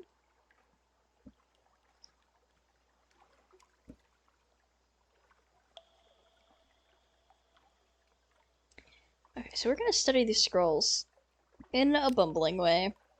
Hearts guarded. Taking the nearest, you read it aloud. For guarding against the loss of the heart. Moonmoth takes it from you, rolls it tightly, and returns it to its niche. There are as many ways of guarding against the loss of the heart as there are different masks, it explains in the same light and in different voice. I have gained expertise in parts. Huh. So now we go to the flood courts. High water. The flood court is a long stone room with 2 ranks of columns on each side. Currently the court is ankle deep in water, though the water stains on the stone show that the flood has often reached higher, sometimes up to the height of your waist. In a raised niche at the far end of the room sits a statue of a man with the head of a ram. He holds a jar from which water flows out of it onto the floor. Why? Moonmoth stands to one side as your escort and tour guide. Ask about the purpose of this room. Show oafish enthusiasm for this wonderful indoor pool. Tastelessly compare this room to other... Oh, so, okay, so that one's for bats, then. Oh, I get it. Okay, so the lotus is for thievery, the bat is for, like, it's specified spying on stuff, but that, I got it. Okay. We're gonna ask about the purpose of the room. Depth for day. From a corner, Moonmoth picks up a graduated stick. He shows you how a person standing at the end of the room may dip the stick into the water and use it to measure the water level at a pre-selected point, and how the measurements are compared with measurements written on a calendar. If the water level does not match the calendrical position, an assembly of pipes and drains is used to adjust it. It used to be, says the moth, that the water rose and fell of its own accord, and the people before wrote down the height it reached. Now the water is still, but thanks to their actions we can replicate the rise and fall, so as still to be pleasing to the god of flood. It completes this explanation with a half-body bow towards the statue of the ram deity. So, I can either compare it to other bodies of water, or show oafish enthusiasm. We're going to show oafish enthusiasm. You exclaim at how much you admire this room and its excellent pool. Your words are, as always, amplified into a croak. Other masks turn towards you, crocodile, lotus blossom, crescent moon, but no one speaks. You have garnered a suitable degree of disdain. Moonmoth quietly applauds a performance of Froghood. So our only person rooting for us is Moonmoth. Got it.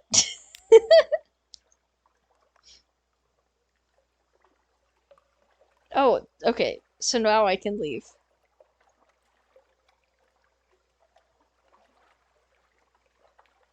Locked with Visage. Your mask 1 in Visage. Your mask no more than 3. So I want to do one more.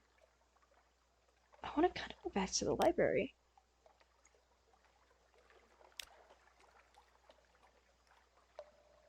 Write notes in the margins if your frog gloves will hold the pen. Or we could study another scroll.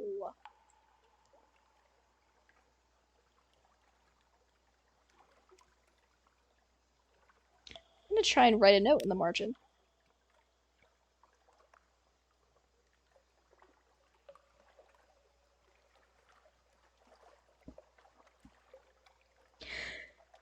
Moonmoth is startled.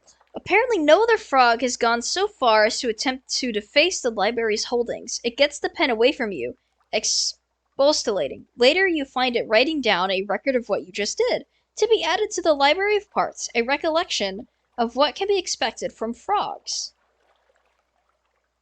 Expertise in parts, new total 3, aware of visitor rolls.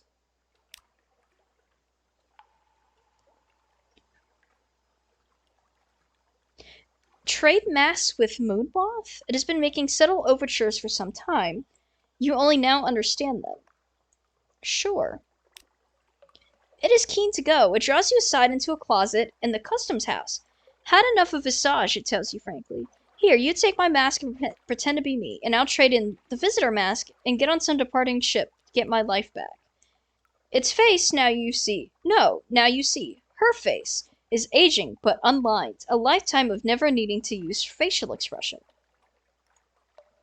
Your visage mask quality is now 4. Moth mask. You're aware of the moth roll.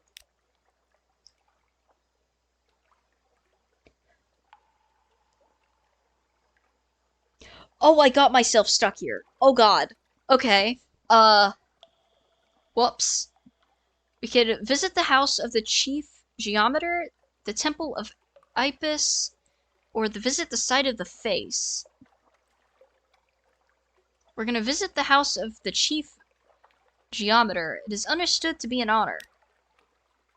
Lines in wet ground. Each morning, the man in the cobra mask draws the lines in the mud flat with a pointed steel rod. This apportions to each inhabitant a small trapezoidal area from which to harvest mushrooms to scrape salt.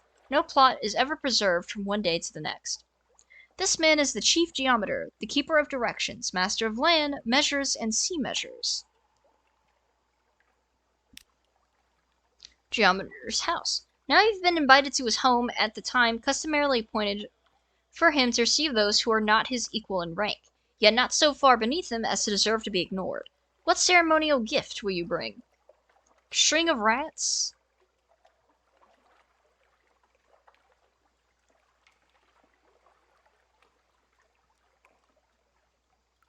Fascinating. Okay, so we can bring him a string of rats? Cobras like to eat rats, surely. Bring a necklace of lapis beads. If they do not suit him, they may suit a wife of his. If they don't suit her, he can use them for an offering. Bring a poem concerning snakes copied on a new scroll. 800 lines of the scaly denizens of the snake pit. Bring a comb made of bone. Perhaps he grows hair beneath his mask, which covers his whole head. I feel like the comb will be taken out of proportion. That is what I think. We don't have any candles. Bring nothing. It is impertinent. No. I guess we'll bring him a string of rats. For the cats. The rats are accepted, but immediately passed on to the household cat, a sleek, black, satisfied creature in its own small mask of filigree gold. Awkwardly, this leaves you with no other gift for the geometer himself. You have no choice but to depart early before someone thinks to have you remasked in a more embarrassing part. Oh. I can try again, right? Oh, I can! We will bring him a necklace of lapis beads.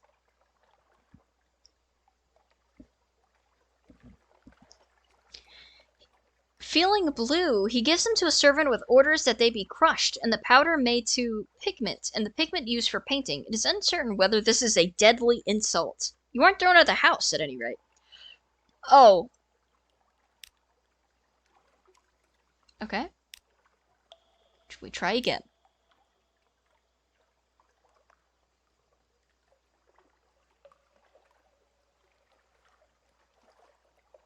Bring 2 honey cakes? Is that the proper gift for lulling snakes? To be fair, this is a person under the mask. I'm gonna try honey cakes. Triumph! He accepts. He approves. The cakes are placed on the front table of his receiving room so that other guests may observe and appreciate the correctness of your gesture. You are permitted to stand to one side and to watch the others arrive, but there is no one whose gift supplants yours in the place of honor. Not even the gift of a preserved lark, frozen in gelatin with a bubble of song rising from its open beak. When you depart the chief geometer's house, he presses on you a prediction that one day, when you have most need, the earth will swallow you in one place and spit you out in another. It is, of course, only a ritual saying. Oh. New total is 7, aware of the higher rolls. What?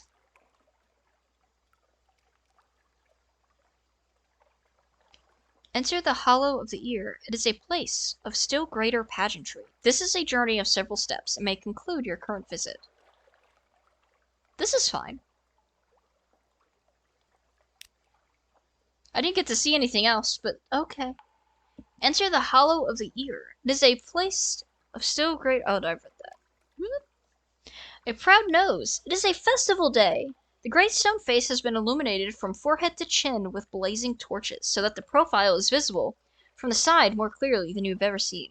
Flourishing of years is awake, says the genderless figure in the crocodile mask.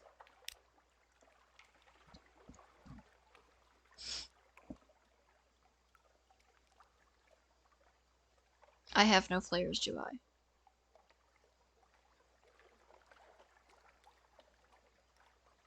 Fall in line with others. How else will you discover what lies within? Or strip off your mask and prepare to depart. Oh. All the Danzians of the Visage are walking toward the ear together. There is a place in the possession which belongs by right to the wearer of your mask. Well, we're gonna get noticed. Among your own, you go as though you were truly one of them. You carry nothing with you but your mask and your costume. May your heart be as light as a feather, says the woman in the lotus blossom mask as you fall in line behind her. An occurrence. Your Visage ritual participant quality is now 2, empty-handed, taking light into the dark places. Inside the hollows of the ear. The road you follow leads up through switchbacks along the side of the face, and finally to the ear of the flourishing of years, and into the cave that is her ear. The tunnel bends back on itself, and all lights have now been extinguished. There is nothing to guide you but the hand of the person on your back, and the movement of the person in front of you. The one who walks beside you wears a bat mask. Oh no!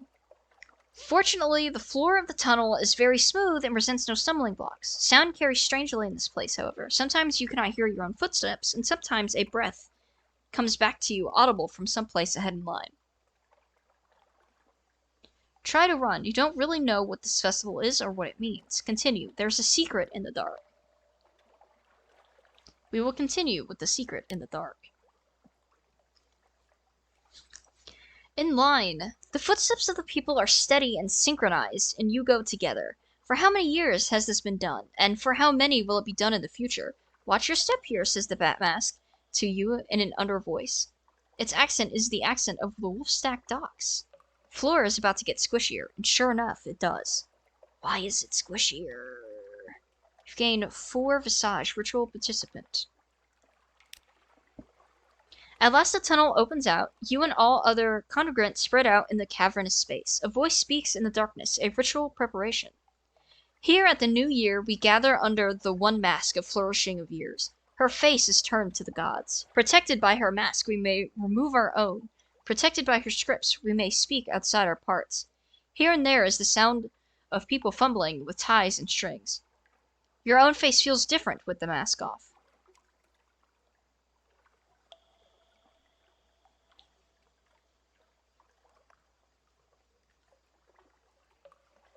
So we can wait and listen. There are things here to learn, perhaps to your advantage. Lamentable relic? Fight the urge to giggle. What curious practices you have there. Receive the confidence of a stranger as holy. Those who come as spectators may remain as participants?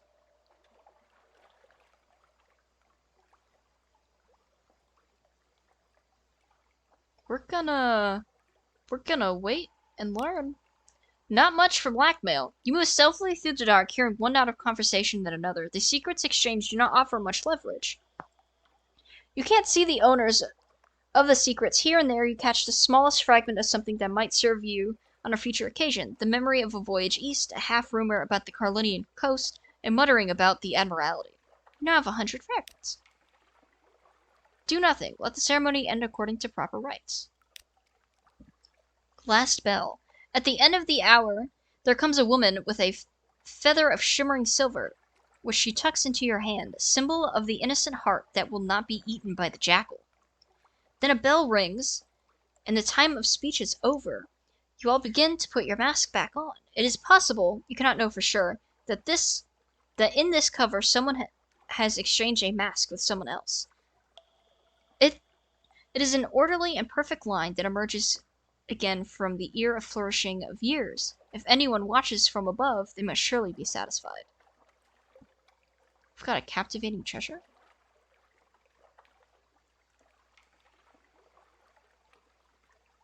Ooh. Okay, so we've got an occurrence. Your Visage ritual participant quality is now 9. Respecter of the sacred mysteries.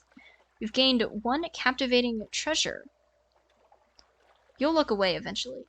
If you've made an ironclad will, you can convert these into heirlooms for your successor. Another reason we need to get to London! Secrets, the root of all good. Discuss secrets with your officers. Yes, to improve our skills. Oh good, we can leave. Calmer. When the other citizens are distracted, you find your way to the familiar customs house and rid yourself of the mask and robe. There is satisfaction in laying inside a role well performed. You've lost 10 terror. And my Visage mask quality is gone.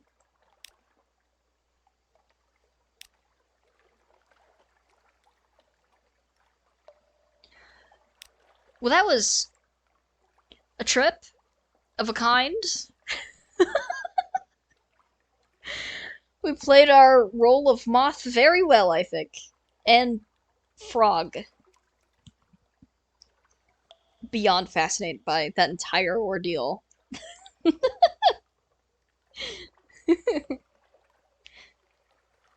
Okay, I've got one side thing to check that I saw pop up. And then and then we continue.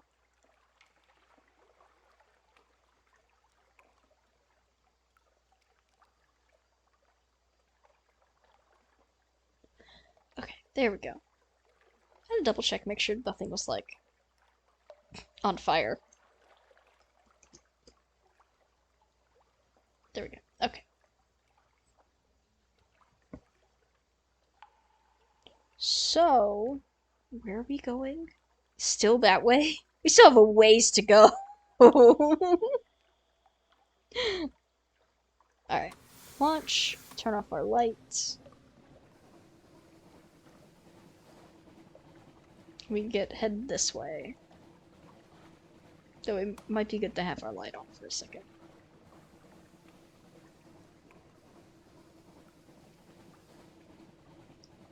Oh, I see the mask!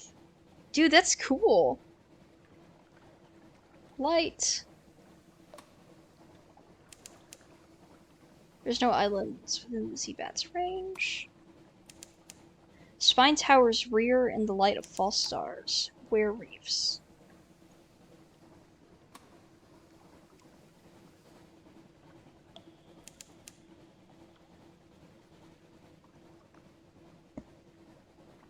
I'm trying to remember if there's anything of horrible danger that we're chugging on towards. I don't think so. Ship's horn from far away. Galder's Morn. I can't remember if we went there or not. AC Shaft.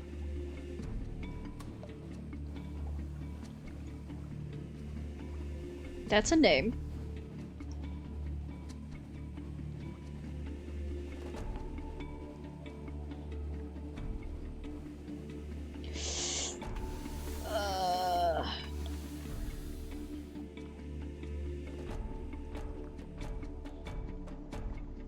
We need to turn around, turn around, turn around, turn around!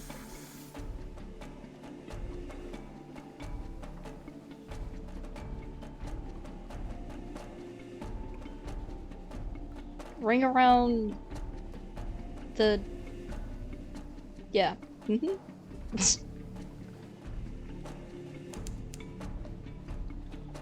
Okay, we're all clear. Very far off, someone screams. Which, with how water carries sound, that's a concern.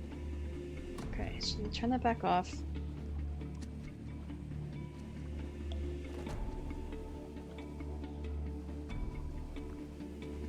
I see a dock.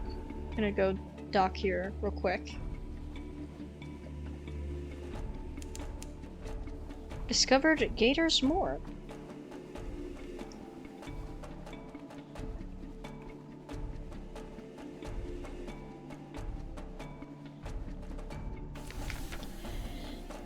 Whew. Okay.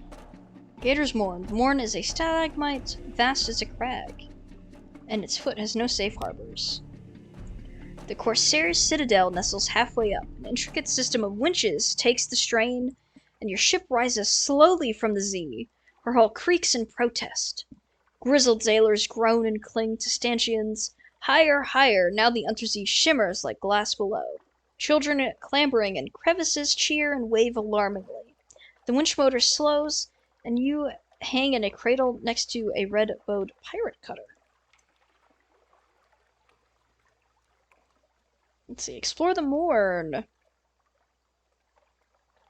Over here, rumors of a pirate poet. Unlocks when encounters with a pirate poet. You have encountered this. Oh.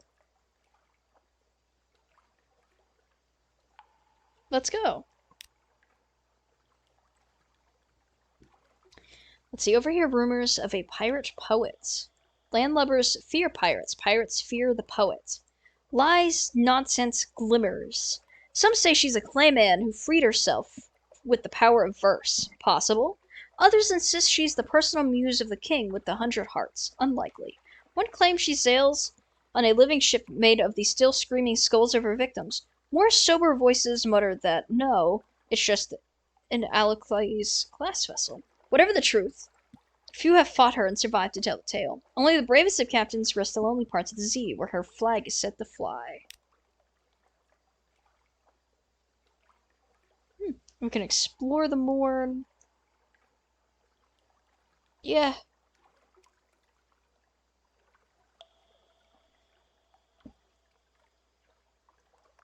Oh, you have to go. Oh, that's how you get a report.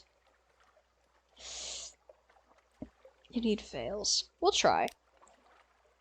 A dislike of spies.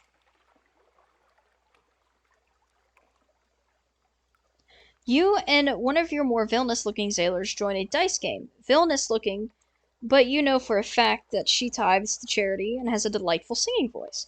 The topic turns promisingly to a pillage and ambush, but your sailor is a little too forward with her questions. There's a scuffle and a stabbing. You escape. She does not. Ah, I lost a crew member. Dang it. Try again next time. Yeah. You have one report of Gator's Mourn. Fair enough. Okay, so we're gonna go explore the Mourn. There's a surprising quantity of actual landscape on the Mourn. It's vertical, admittedly, but once you find the best paths and urchin roads, you can traverse it as you would a rocky moor, with an additional throatful of lurching terror.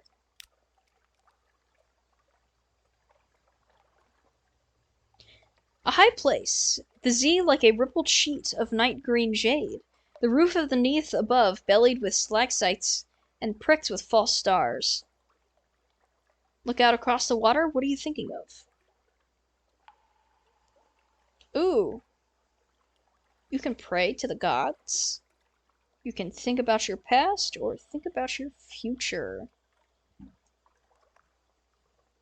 From up here, your future looks glorious, if not exactly bright. Your past as a soldier, the years before you came to Z, fighting the enemies of the reduced empire, losing good friends in the marshy borderlands of hell. You can pray to the salt god. You know the word to speak, and here its eyes are on you. And it's the same for Storm.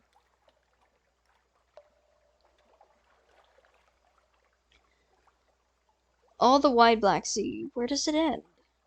So I'm tempted to go with one of the gods, because this, I don't feel like is going to give me a lot of information. This could be interesting, but I don't think it's going to give me anything worth a thing that's going to be, like, worth the interest.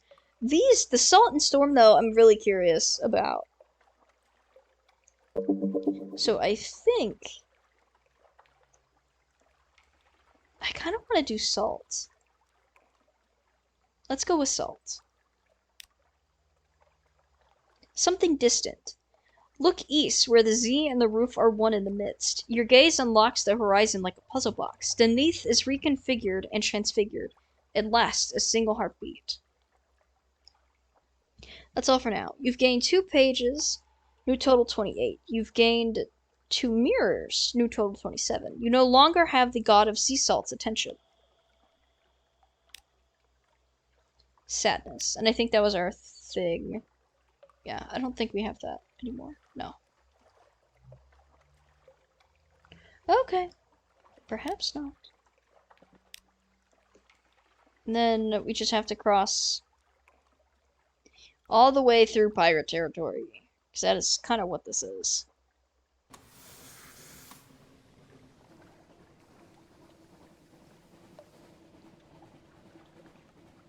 So hopefully we can make it just fine. Discovered Patrick's lot.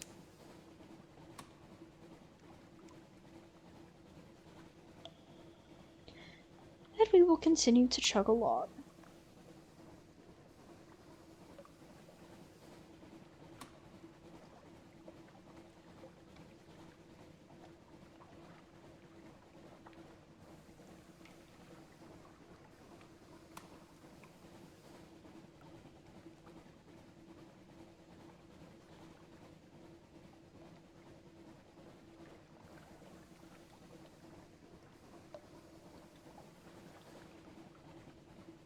Or terrorists going down, or terror meter. Oh, we've got our token back. Oh, we throw our bat out.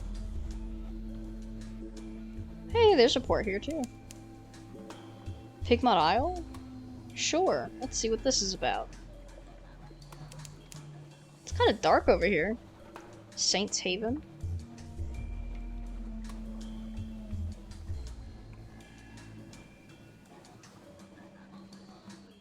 Alright, so we dock on a lonely desert beach. There's no habitation in sight, no market, only an old rotting dock. A stretch of sand thickens into damp black earth from which sprout stunted. Palms? Not quite. Tall fungal growths with frond-like caps, as if someone had sculpted the idea of a tree from a mushroom.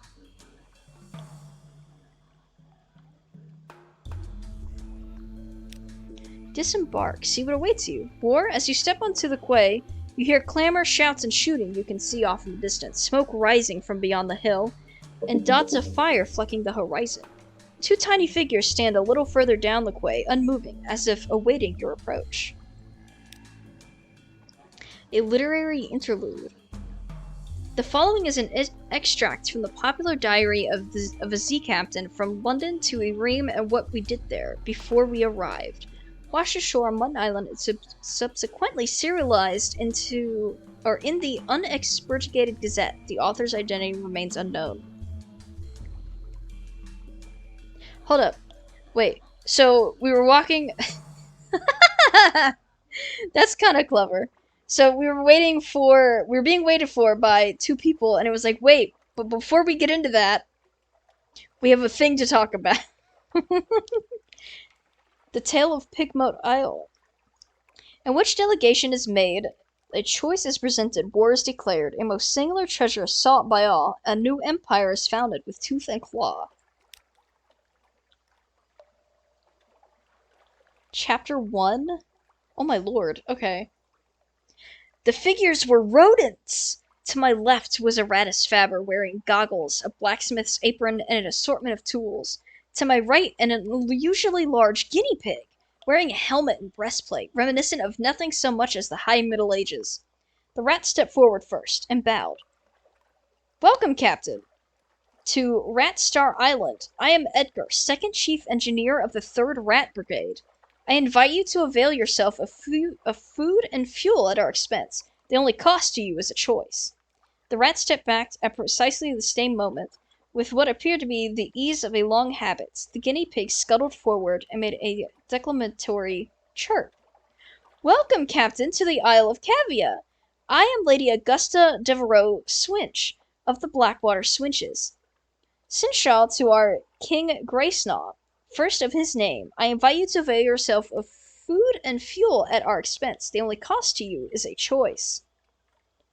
The two stood at attention, looking at me expectant. Oh, you have to pick.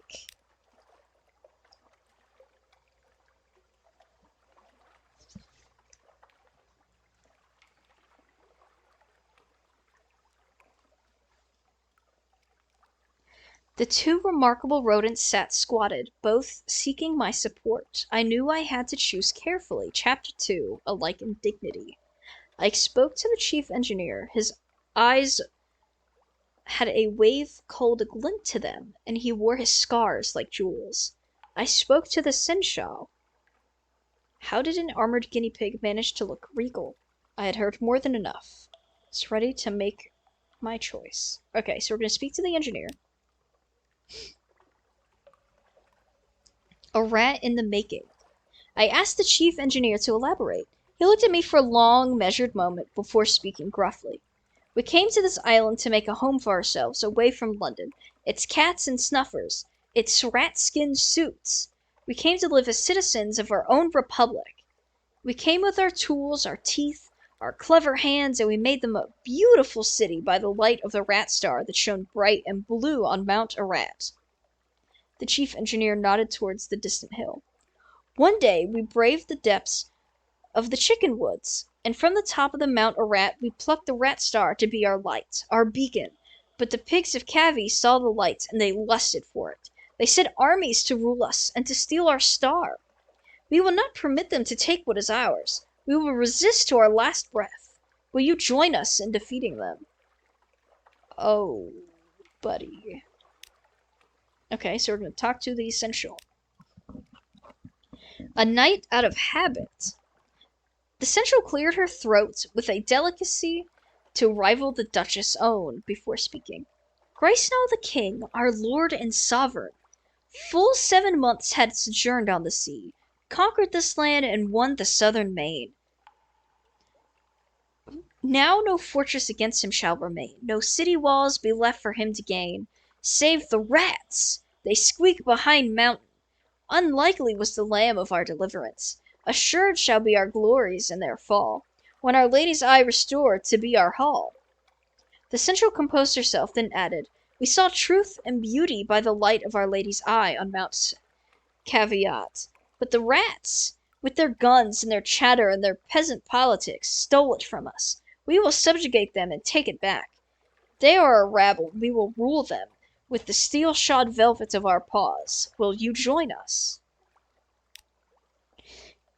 Yikes. So they're both arguing over the same rock? I had more than enough. I was ready to make my choice. As you can well imagine, I faced quite a dilemma. The red eye stared up at me, waiting for my choice. I sided with the chief engineer.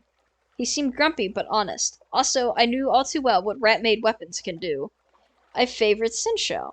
Was it her charm or a fondness for London's rat-skin coats that swayed me? Perhaps a little both. At any rate, I was keen to find out more about their civilization. Or we can attempt to broker a peace. Surely their commonalities were more numerous than their differences. Perhaps I could get them to get along. We're going to broker peace. My words helped them reach agreement. The chief engineer and the central shared a look, then regarded me with scornful amusement. Yes, smirked the chief engineer, you're obviously much cleverer than us. Oh, much, murmured the central. You clearly know us much better than we know ourselves. Apparently idealism would not help here.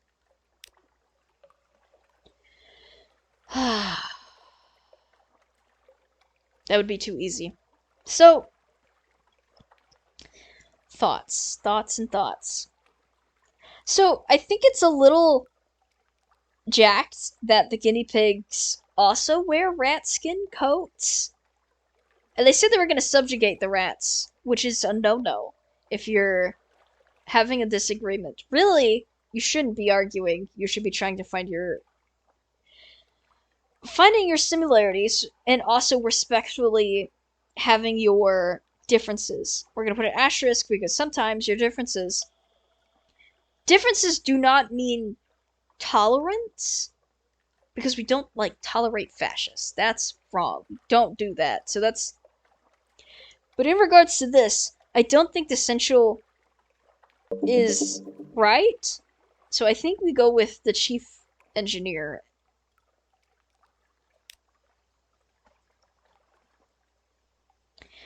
A friend to rats. I extend a finger to the chief engineer, who shook it grimly. The central hissed and chattered her teeth in disgust, but kept her distance. You've made the right choice, said the chief engineer. Let me show you around. You've gained fuel, and you've gained supplies. An occurrence. Your memoirs, A Rat in the Making quality, is now one. You chose to help the rats.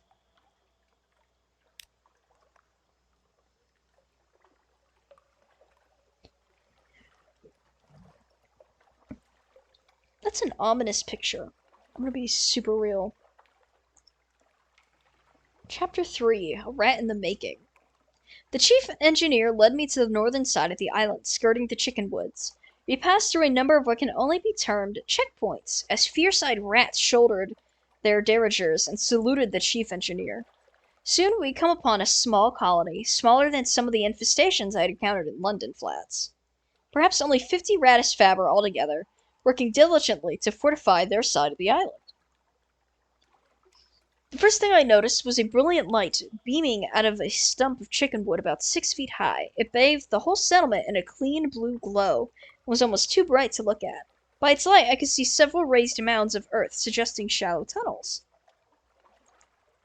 An efficient fishing operation was set up by the water, an albino rat mending nets, while others stabbed sharpened sticks into the waves. Further inland was a barracks, where a sergeant barked drills at a small squadron of fighters. My arrival drew attention, and several rats paused in their work to look at me curiously.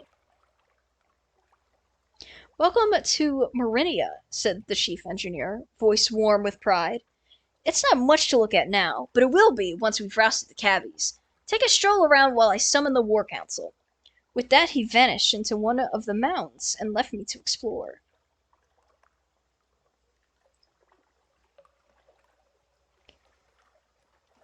There's a lot. Ooh, excuse me. There's a lot going on. Let's see.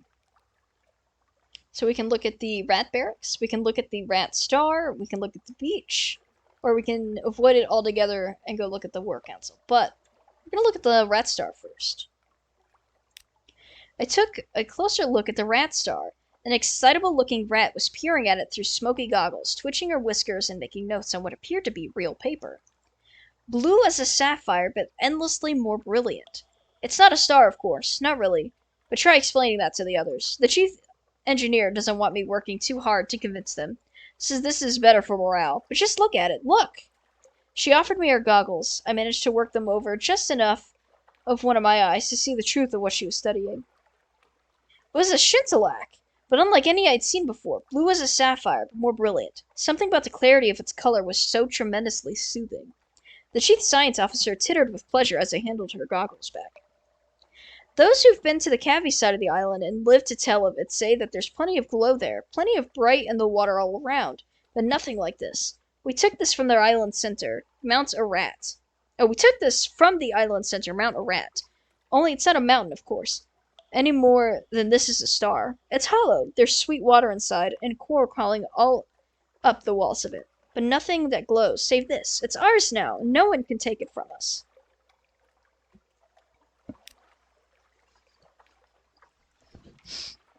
The chief engineer led me to the northern side of the island, skirting... Oh, no. I read this. Okay. So we can look at the rat barracks, then. The drill sergeant appeared to be sizing me up. Were the few rats around her really all she had to launch an attack?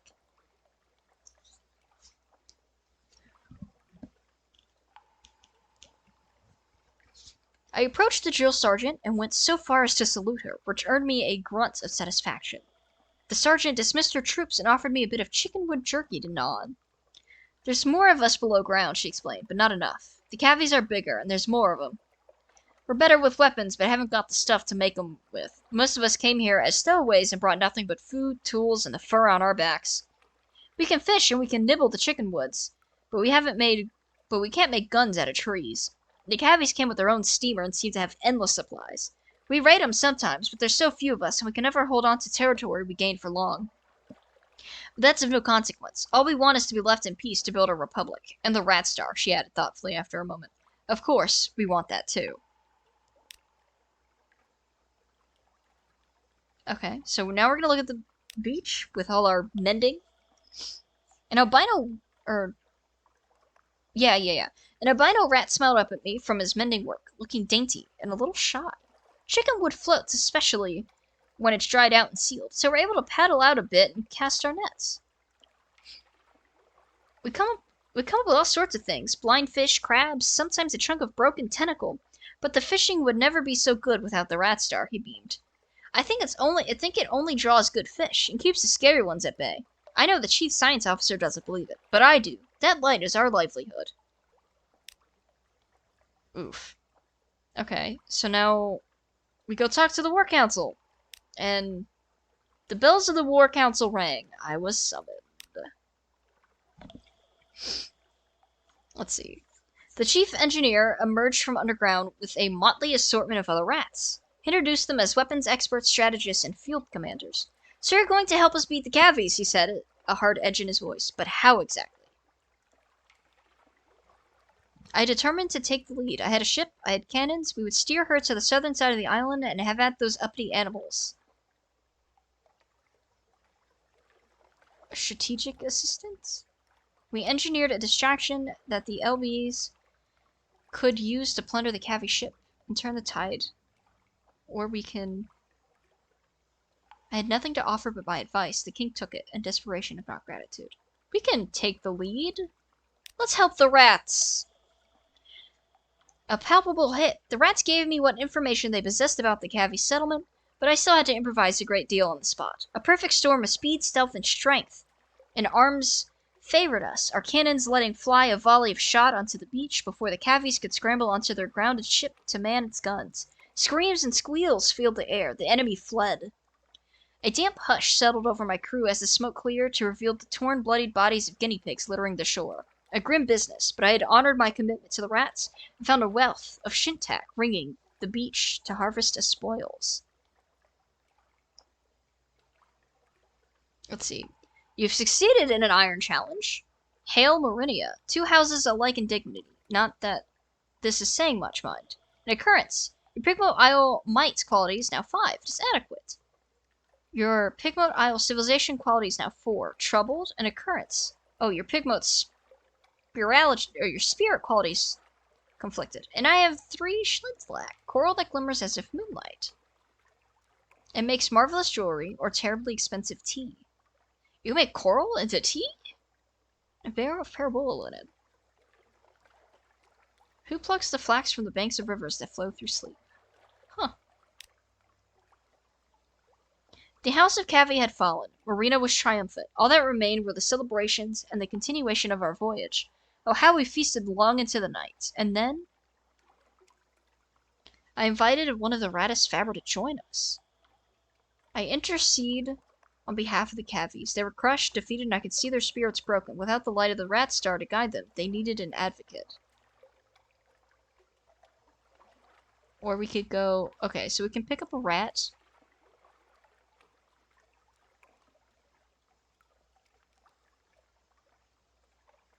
We're gonna pick up a rat.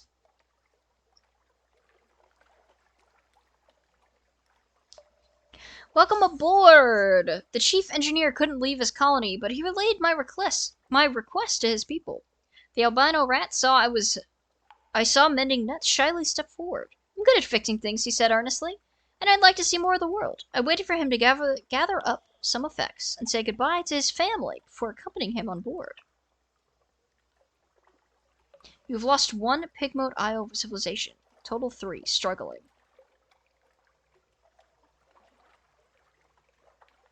If this reaches 0, bad things will happen on Pigmote Island. Oh. So, we're gonna intercede on behalf of the Cavies. The satisfaction of victory. I appealed to the chief engineer's Moral fortitude and sense of fair play. Perhaps the cavies suffered the loss of the light from the center of the island. Perhaps they were only trying to get it back, not steal it from the rats. The chief engineer looked troubled, but shook his head. You fought one battle, Captain, he said gravely. We fought hundreds against them. They're monsters, pure and simple, and the sooner we rid of them, the better. Rid of them? I saw by the light of the Shintak a dozen rats using the steam penance's supplies to build something that looked remarkably like a sausage machine. Oh, no! No. You cannot forge peace between the rats and the cavies.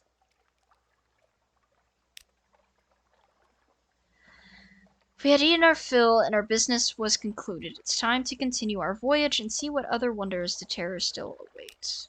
The end. There, you finish your diary entry and the final dregs of the rat's surprisingly good wine. They line up to salute you as you leave the victory banquet, escorting you to your ship through the foundations of their new republic. I have gained a poor report of Pigmode Isle. We have no Hungy quality. And time passes on the Neath's most adorable empire. The rats. Yes.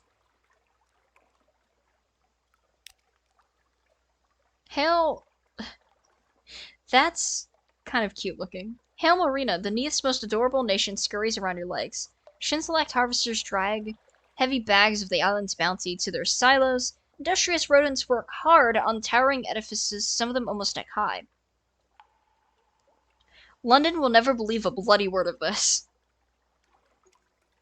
So, we don't have any, we don't have any tokens left for something awaits.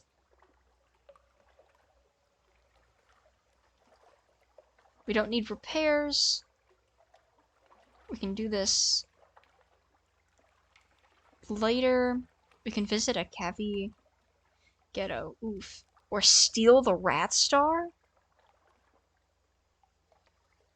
Lower Pigmite Isle might to make this easier. Holy snap, I could steal the rat star? Why? So we're gonna go visit the cavi ghetto. Oh, this thing is cute!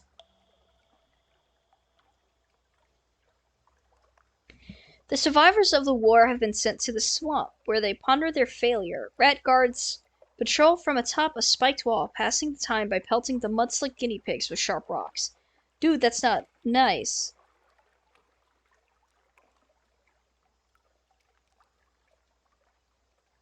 Your Pigmo Isle's spirit quality gives you 30% chance of success. Or we can... Oh...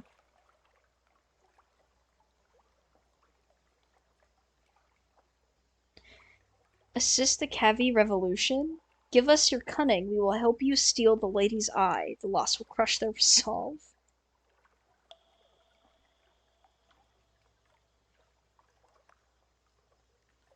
I can't give them any... And I have no money. We will come back to this. We have lots of things to come back to. Okay. Where are we?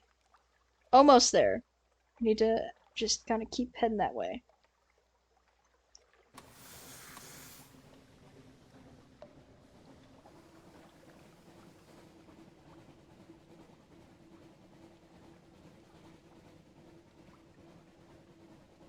Oh, that must be the ship they had on the land.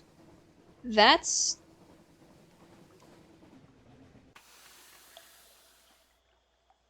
No, thank you.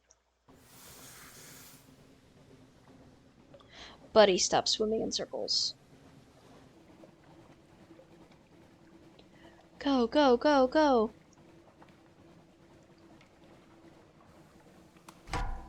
No! I flicked my lights on for 1 second. What is that?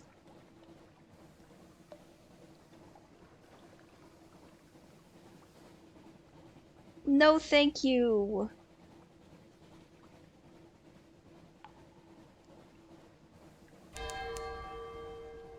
So glad we got our thing. Okay, all clear.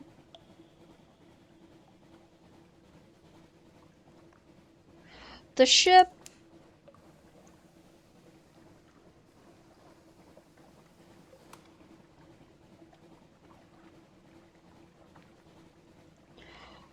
Ugh. Okay, good. We've made it back to fallen London. Home waters. Please don't be a pirate.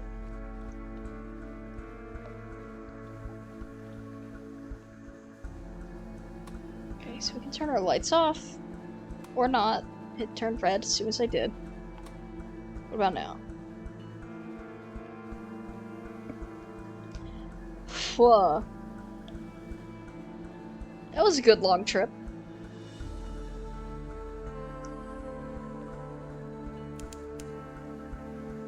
A tiny breeze stirs your hair and ties.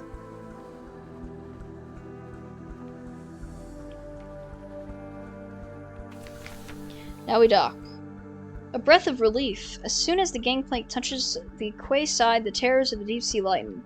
Walk taller, smile more readily, but what dreams may cling?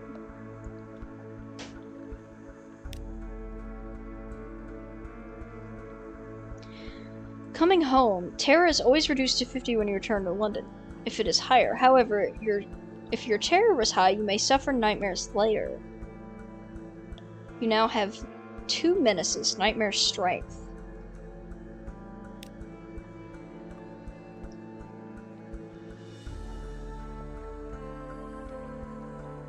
Phew, okay.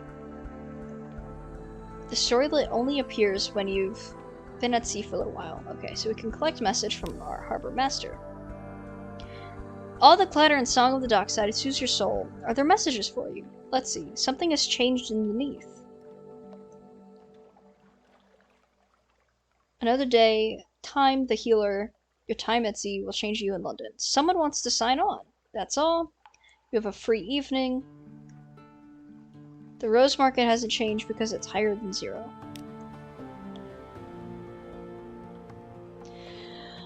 Woo! Okay. We're gonna go...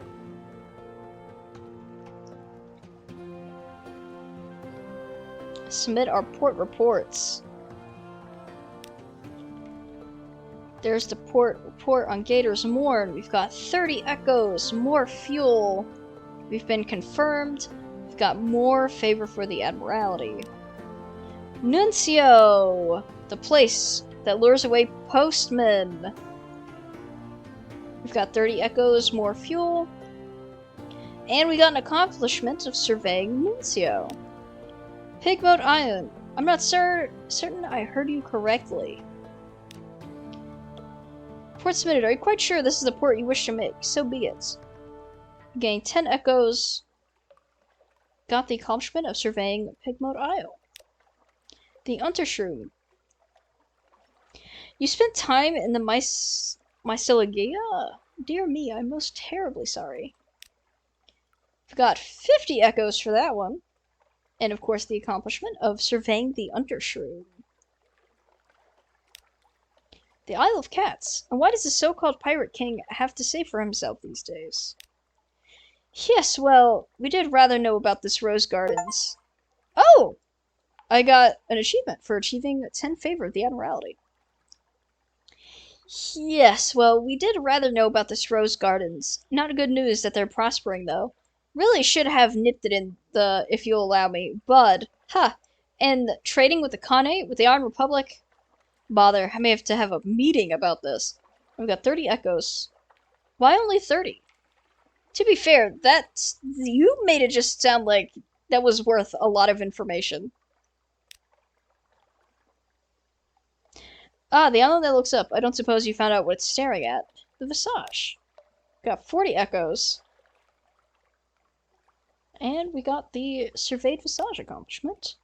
Varkas. Mirror City, eh? Still think we're the barbarians, do they? Yes, they do. King Eater's Castle. Ah, spares fastness. 20.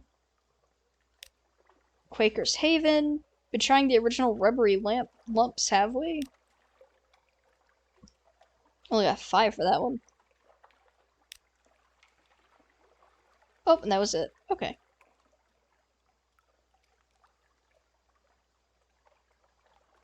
Do you ask to speak to, or do we leave? We'll talk to the Admiral. Let's see.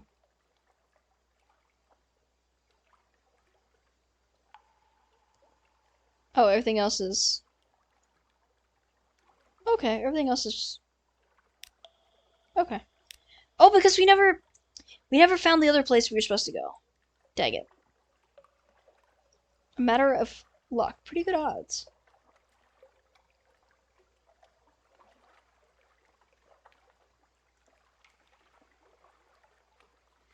We are gonna need more crew. We only got 6 now, because the one chick died. Although, okay, so let me see about this. A new recruit. Engage an officer. The genial magician? Oh, increases veils and mirrors. Good afternoon, Captain. Perhaps I can do your engine some good. No, haha, I'm quite the engineer. Difficult to credit, isn't it? But here are my references.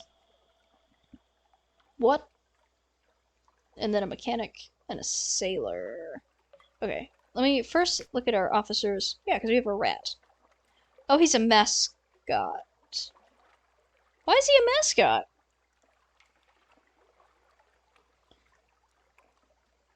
Bruh. I thought he was gonna... Oh, okay, I see. It's first officer, engineer, gunnery officer. I gotcha. Okay. Fair enough. Can I? Oh. I would have to assign him. Okay, never mind. We'll get back to... Oh, God. Where was I? Oh, yeah. Oh, yeah, and then the Labyrinth of Tigers. And I still don't have any harlot fries. Visit to the Clathermont's tattoo parlor? You're a real sailor now, after all. You could go to one of those tobacco and prey places by the docks, but the prices at Clathermont's are reasonable, and his daughters are real artists. But what sign will you choose? The Dauntless Hand. Commemorate your daring. This will increase your iron by 2 permanently, and cure up to 25 points of terror. The Wheels of Mist. Commemorate your sailor scales. This will increase your veils by 2 and cure up to 25 points of terror. The Unflinching Eye. You've seen such sights. Increase your mirrors, cure terror. The Splendor. Something to recall brighter days. Increase your hearts and permanently cure up to 25 points. The Gambit. Oh, these are locked. Oops.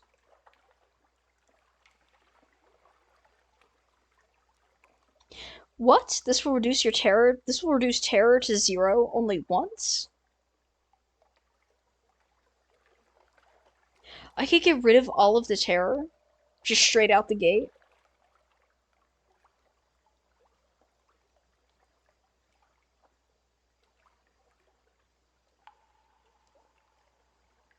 Bro. That's kind of tempting, though. We're gonna, yeah. Yeah. We're gonna, oh, well, okay. So our terrors are at 50, right? Yeah, okay. So it's at, our terrors get down to 50. Does it cost, oh, it does cost echoes. Oh, it's only 1 echo. Cure up to 25 points of terror, so we can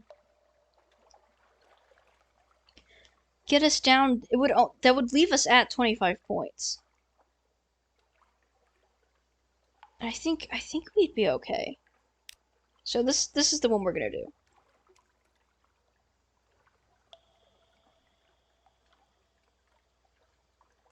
You've gained 2 iron.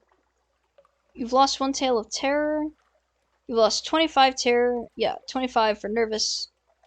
An occurrence. Your memoirs, your own sweet skin quality is now the Dauntless Hand. The Merchant Venturer. An urchin tugs your sleeve. Governor wants a word. Brooding figure waits at the lamplight's edge. Speak to the Merchant Venturer. I have a need of a reliable agent. Failing that, an inventive one. Here are my requirements. An opportunity for profit. He has a very specific need. but he'll pay much better than market rates, and he won't ask how you came by these things. Okay. If he has made 2 requests, you can fulfill either one. I need your help. Something spicy or something perilous. They harvest it and wither to the north along the coast. 700 echoes. Find 7 skins of soup or 7 packages of mutter salt. Find 7 packages of mutter salt or 7 devil bone dice. Something perilous. They sell it in Mount Palmerston, somewhere in the north of the Untersea. 500 for 7 barrels of the things. You won't find a better price. Devil bone dice. Huh. Okay. So we either head north. Oh, both of these are to the north. Interesting. Okay. I'll come back to that. Can we do anything with the Rose Wharf? No. Okay. London!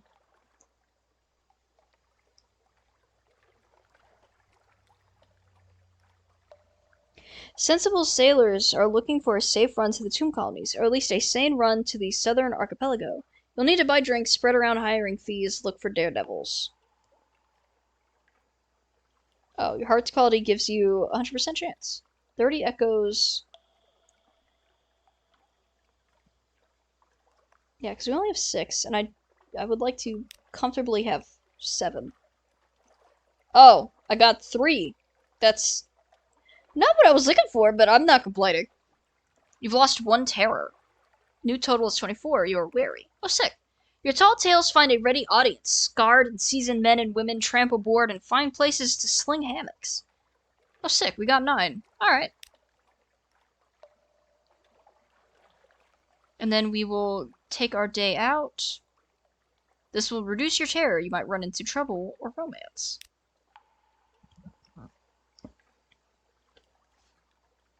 Okay, let's see. A marvelous night out. Sea shanties, fine food, and the warmth of a pub fire, and something more. You were fortunate. You lost 5 terror, so we're at 19. Lost 10 echoes. We now have recent news. Trouble and romance. The night in the wolf stack, you will find yourself sharing a table with a likely lass, a dapper chap, someone whose name you do not recall afterwards.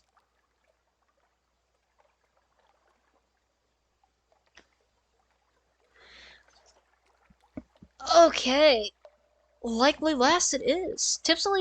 She tipsily claims to be a spy. Whatever she is, she's easy to like. And when the evening ends, you're still together.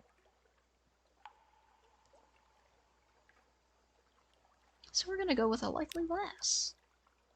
An interlude. The next morning, she gives you a pewter locket. As you reach for it, she grips it briefly in her fist. Don't you dare forget me, she says. You now have 1 of this. A locket with a likely lass portrait. You've lost 3 terror. New total is 16. Ah! So the tattoo was a good idea. Okay.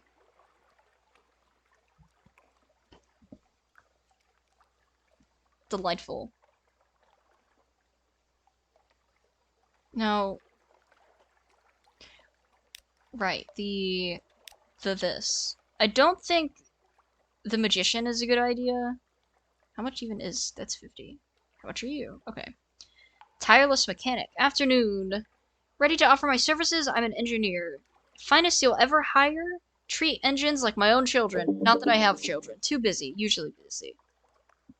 Increases wheels and fuel efficiency.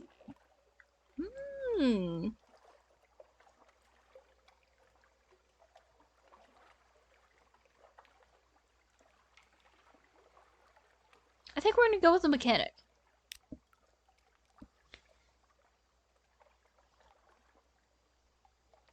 Welcome aboard. Spot of rust, spot of rust. Soon see to that. You there, help me with this spot of rust. Appoint your new officer by dragging him from the officers tab to his slot at the top of the screen. Do this in port, not at sea, where he may unsettle your crew? Curious. Okay. I'll do that real fast so I don't forget. Our engineer. There he go. What secrets can you give me? Oh, you can increase your veils. Give him something to really get his mind working. Spend a secret to improve your veils, unless it is higher than 150. Or we can wine and dine him. His tastes are Spartan. He eats little, drinks only water, barely sleeps at all. So you need only lay a simple table. Oh man. Alright, we're gonna increase our veils though.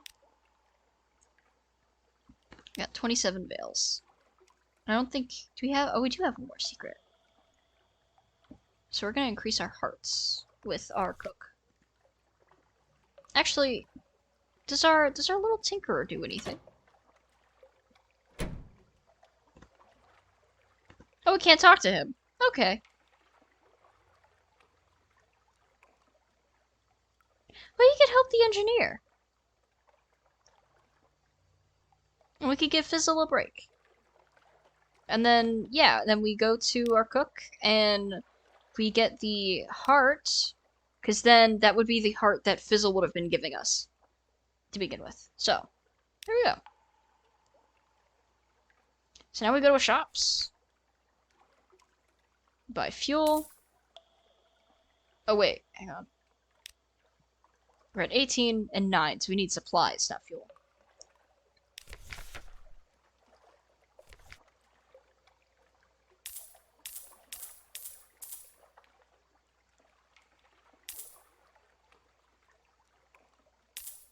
There we go. Okay. 18 and 16. So yeah, 18 fuel, 16 supplies. We should be good. And then, is there anything else? Or lodgings?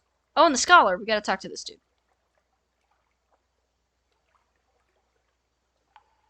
Oh yeah, we've got our captivating treasure. Shiny, and you polished it before you brought it in, so it's even shinier today. Oh my, teeth bared in a hungry grin. There's something odd about those teeth, as if there were too many of them. This will make quite a dent in my acquisitions budget. But worth it, I think. Yes, worth it. He gave us 1,000 echoes! Money! Let's go!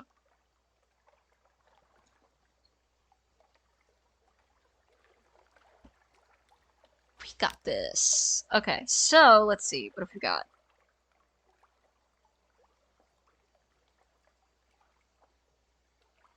Oh yeah, and then we've got other artifacts. We have something like that, he declares, but not very like that. Interesting. I have some ideas about suitable fees. Alright, so we got 100. We lost one outlandish artifact. One change point, 3 more needed to reach level 4. Well, buddy, have I got more outlandish artifacts for you?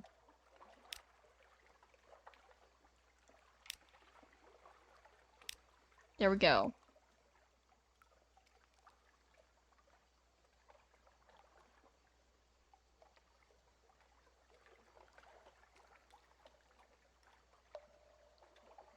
Searing Enigma. I still gotta find because that has to do with Codex up in the north.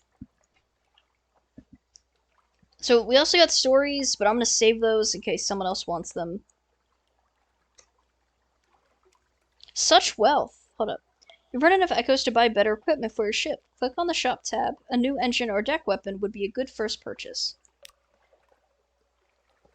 Oh, do we... Hold up. Oh yeah. I can't buy anybody's.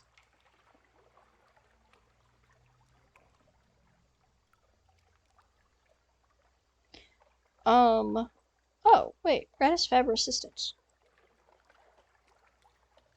In combat, Radis Faber Assistance can be deployed for quicker repairs. It's dangerous work. Don't expect them back. Oh. A Bandersnatch. It's a monster, are you? Powerful weapon that relies on torpedo attacks. Oh yeah, and then the engine. A secure compartment.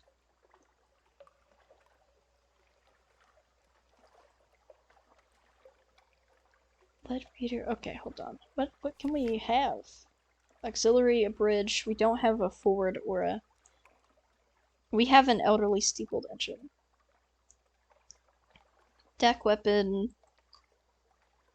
Okay, so... What is it? Oh, the ship lights.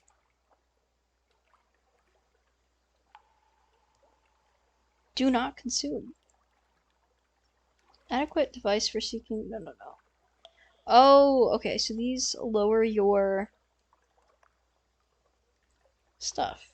Equips to bridge. Do we have a bridge? Do we have anything? No, we don't have anything on the bridge. So... a light might not be a bad idea. Hello?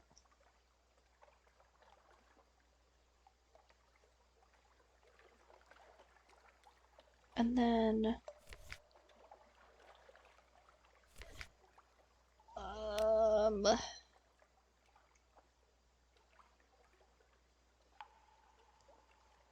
engine power. Equips to engines. The Orion is an outdated model, but we get to where you need to go.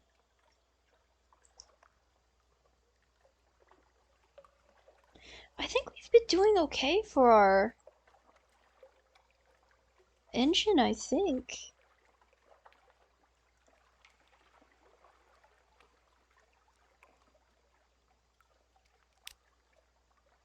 I don't know that there's... Well, these are weapons. Forward weapon. Hull damage, life damage, crew damage, warm-up time, staggers to... This is a forward. We don't have a forward, I don't think. No, we don't. We have a bridge and auxiliary, and then a deck. I don't want to get into combat, though. But I know it'll be... Heart Ender. Yeah, so we don't have a forward. This is a deck weapon. Hull damage is 18, life damage is 18, crew damage is 2, warm-up time is 4 seconds. What do we got? So 18, 18, 2, 4. And this is 8, 8, 1, and 4.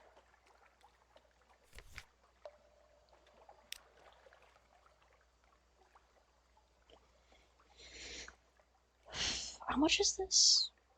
900? Blech. How much is a Bandersnatch? Oh, it's a forward weapon. How much is a new ship? Not that. That's what we have. It's 3,000 echoes.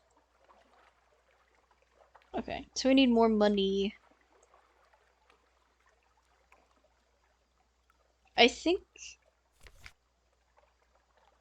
we're gonna try and be fine. Oh, wait, but the wine. We are gonna buy we're gonna buy a flare. We're gonna sell that, because we don't need that anymore. Buy a flare. Is it the wolf stack exchange? Devil bone dice, soulless fruit. Here we go, okay. So we need prisoner's honey.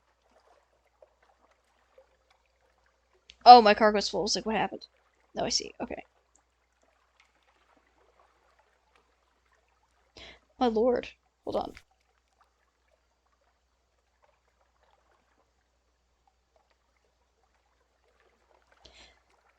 Phew. Oh, the cargo's up here. Not this. That's curiosities. It's this. Flare. Prisoner honey. This I don't need. The parabola linen. Can I sell that? Is there a way? Is there somewhere that wants that? By chance? Yes.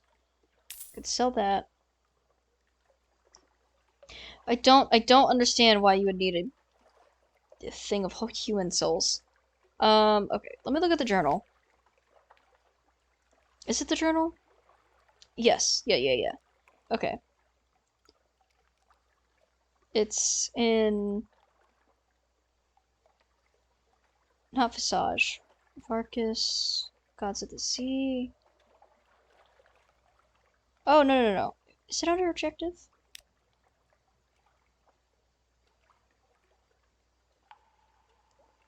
Yeah, if you sell No, no, no. It's oh my lord. The mushroom wine is what the folks of Venderbite want. So what I need to find is the. Did I get one for the Unter mushroom? No, no, I didn't. It doesn't look like it.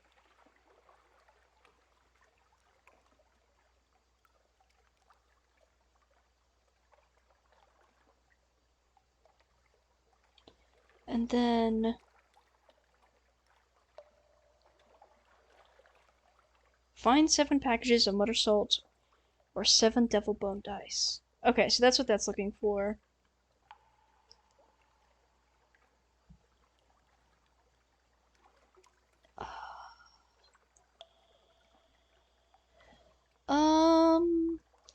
I don't see.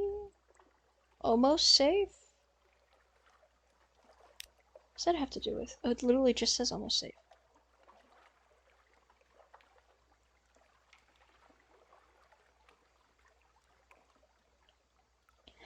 Oh, dude, I could have swore there's someone that wants the honey. I'm pretty sure it's the mushroom people. We have something else we can buy. Do we? Okay, let me look at the map. Let me see something. So we look at our map. Yeah, so Fenderbite's up here. Everything else is way the heck over here.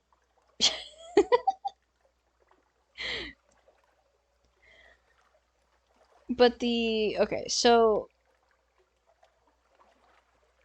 we want to go. It would be here that we're going for the mushroom people, which then I guess we could travel up and around and hope we have them. Well, we have money. We have plenty of money. So it would just be a matter of finding the shops that sell the stuff.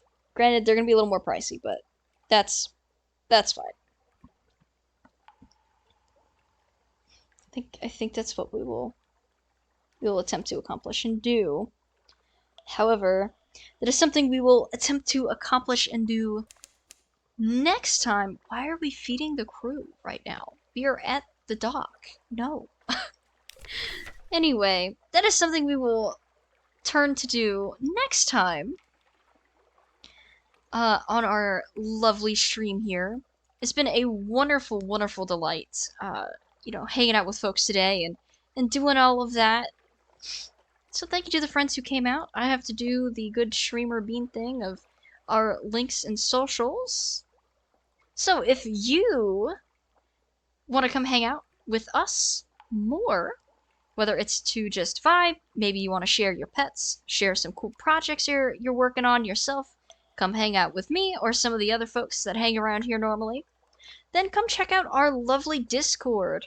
If you're not the real social butterfly type, we do love and appreciate our lurkers here. We have Mastodon and Blue Sky as well. And then, of course, I am an artist beyond all this, and I'm working on my own personal comic. So if you want to see some cool arts, or if you want a commission, then come check out the Patreon shop. All of these links will also be in the description of our YouTube videos, because we do have those now as well. So, come on and hang out, and we'll have a good time.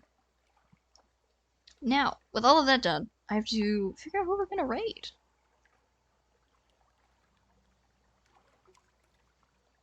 Who are we gonna raid? Let's see, is anybody up and around?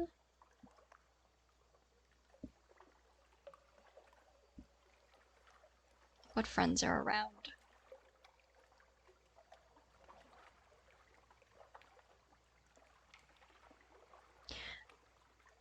Ooh, Whiskey's around. Let's go pop by to Whiskey.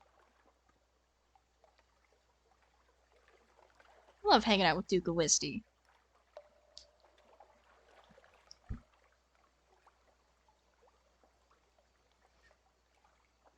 Alright, we get our raid started.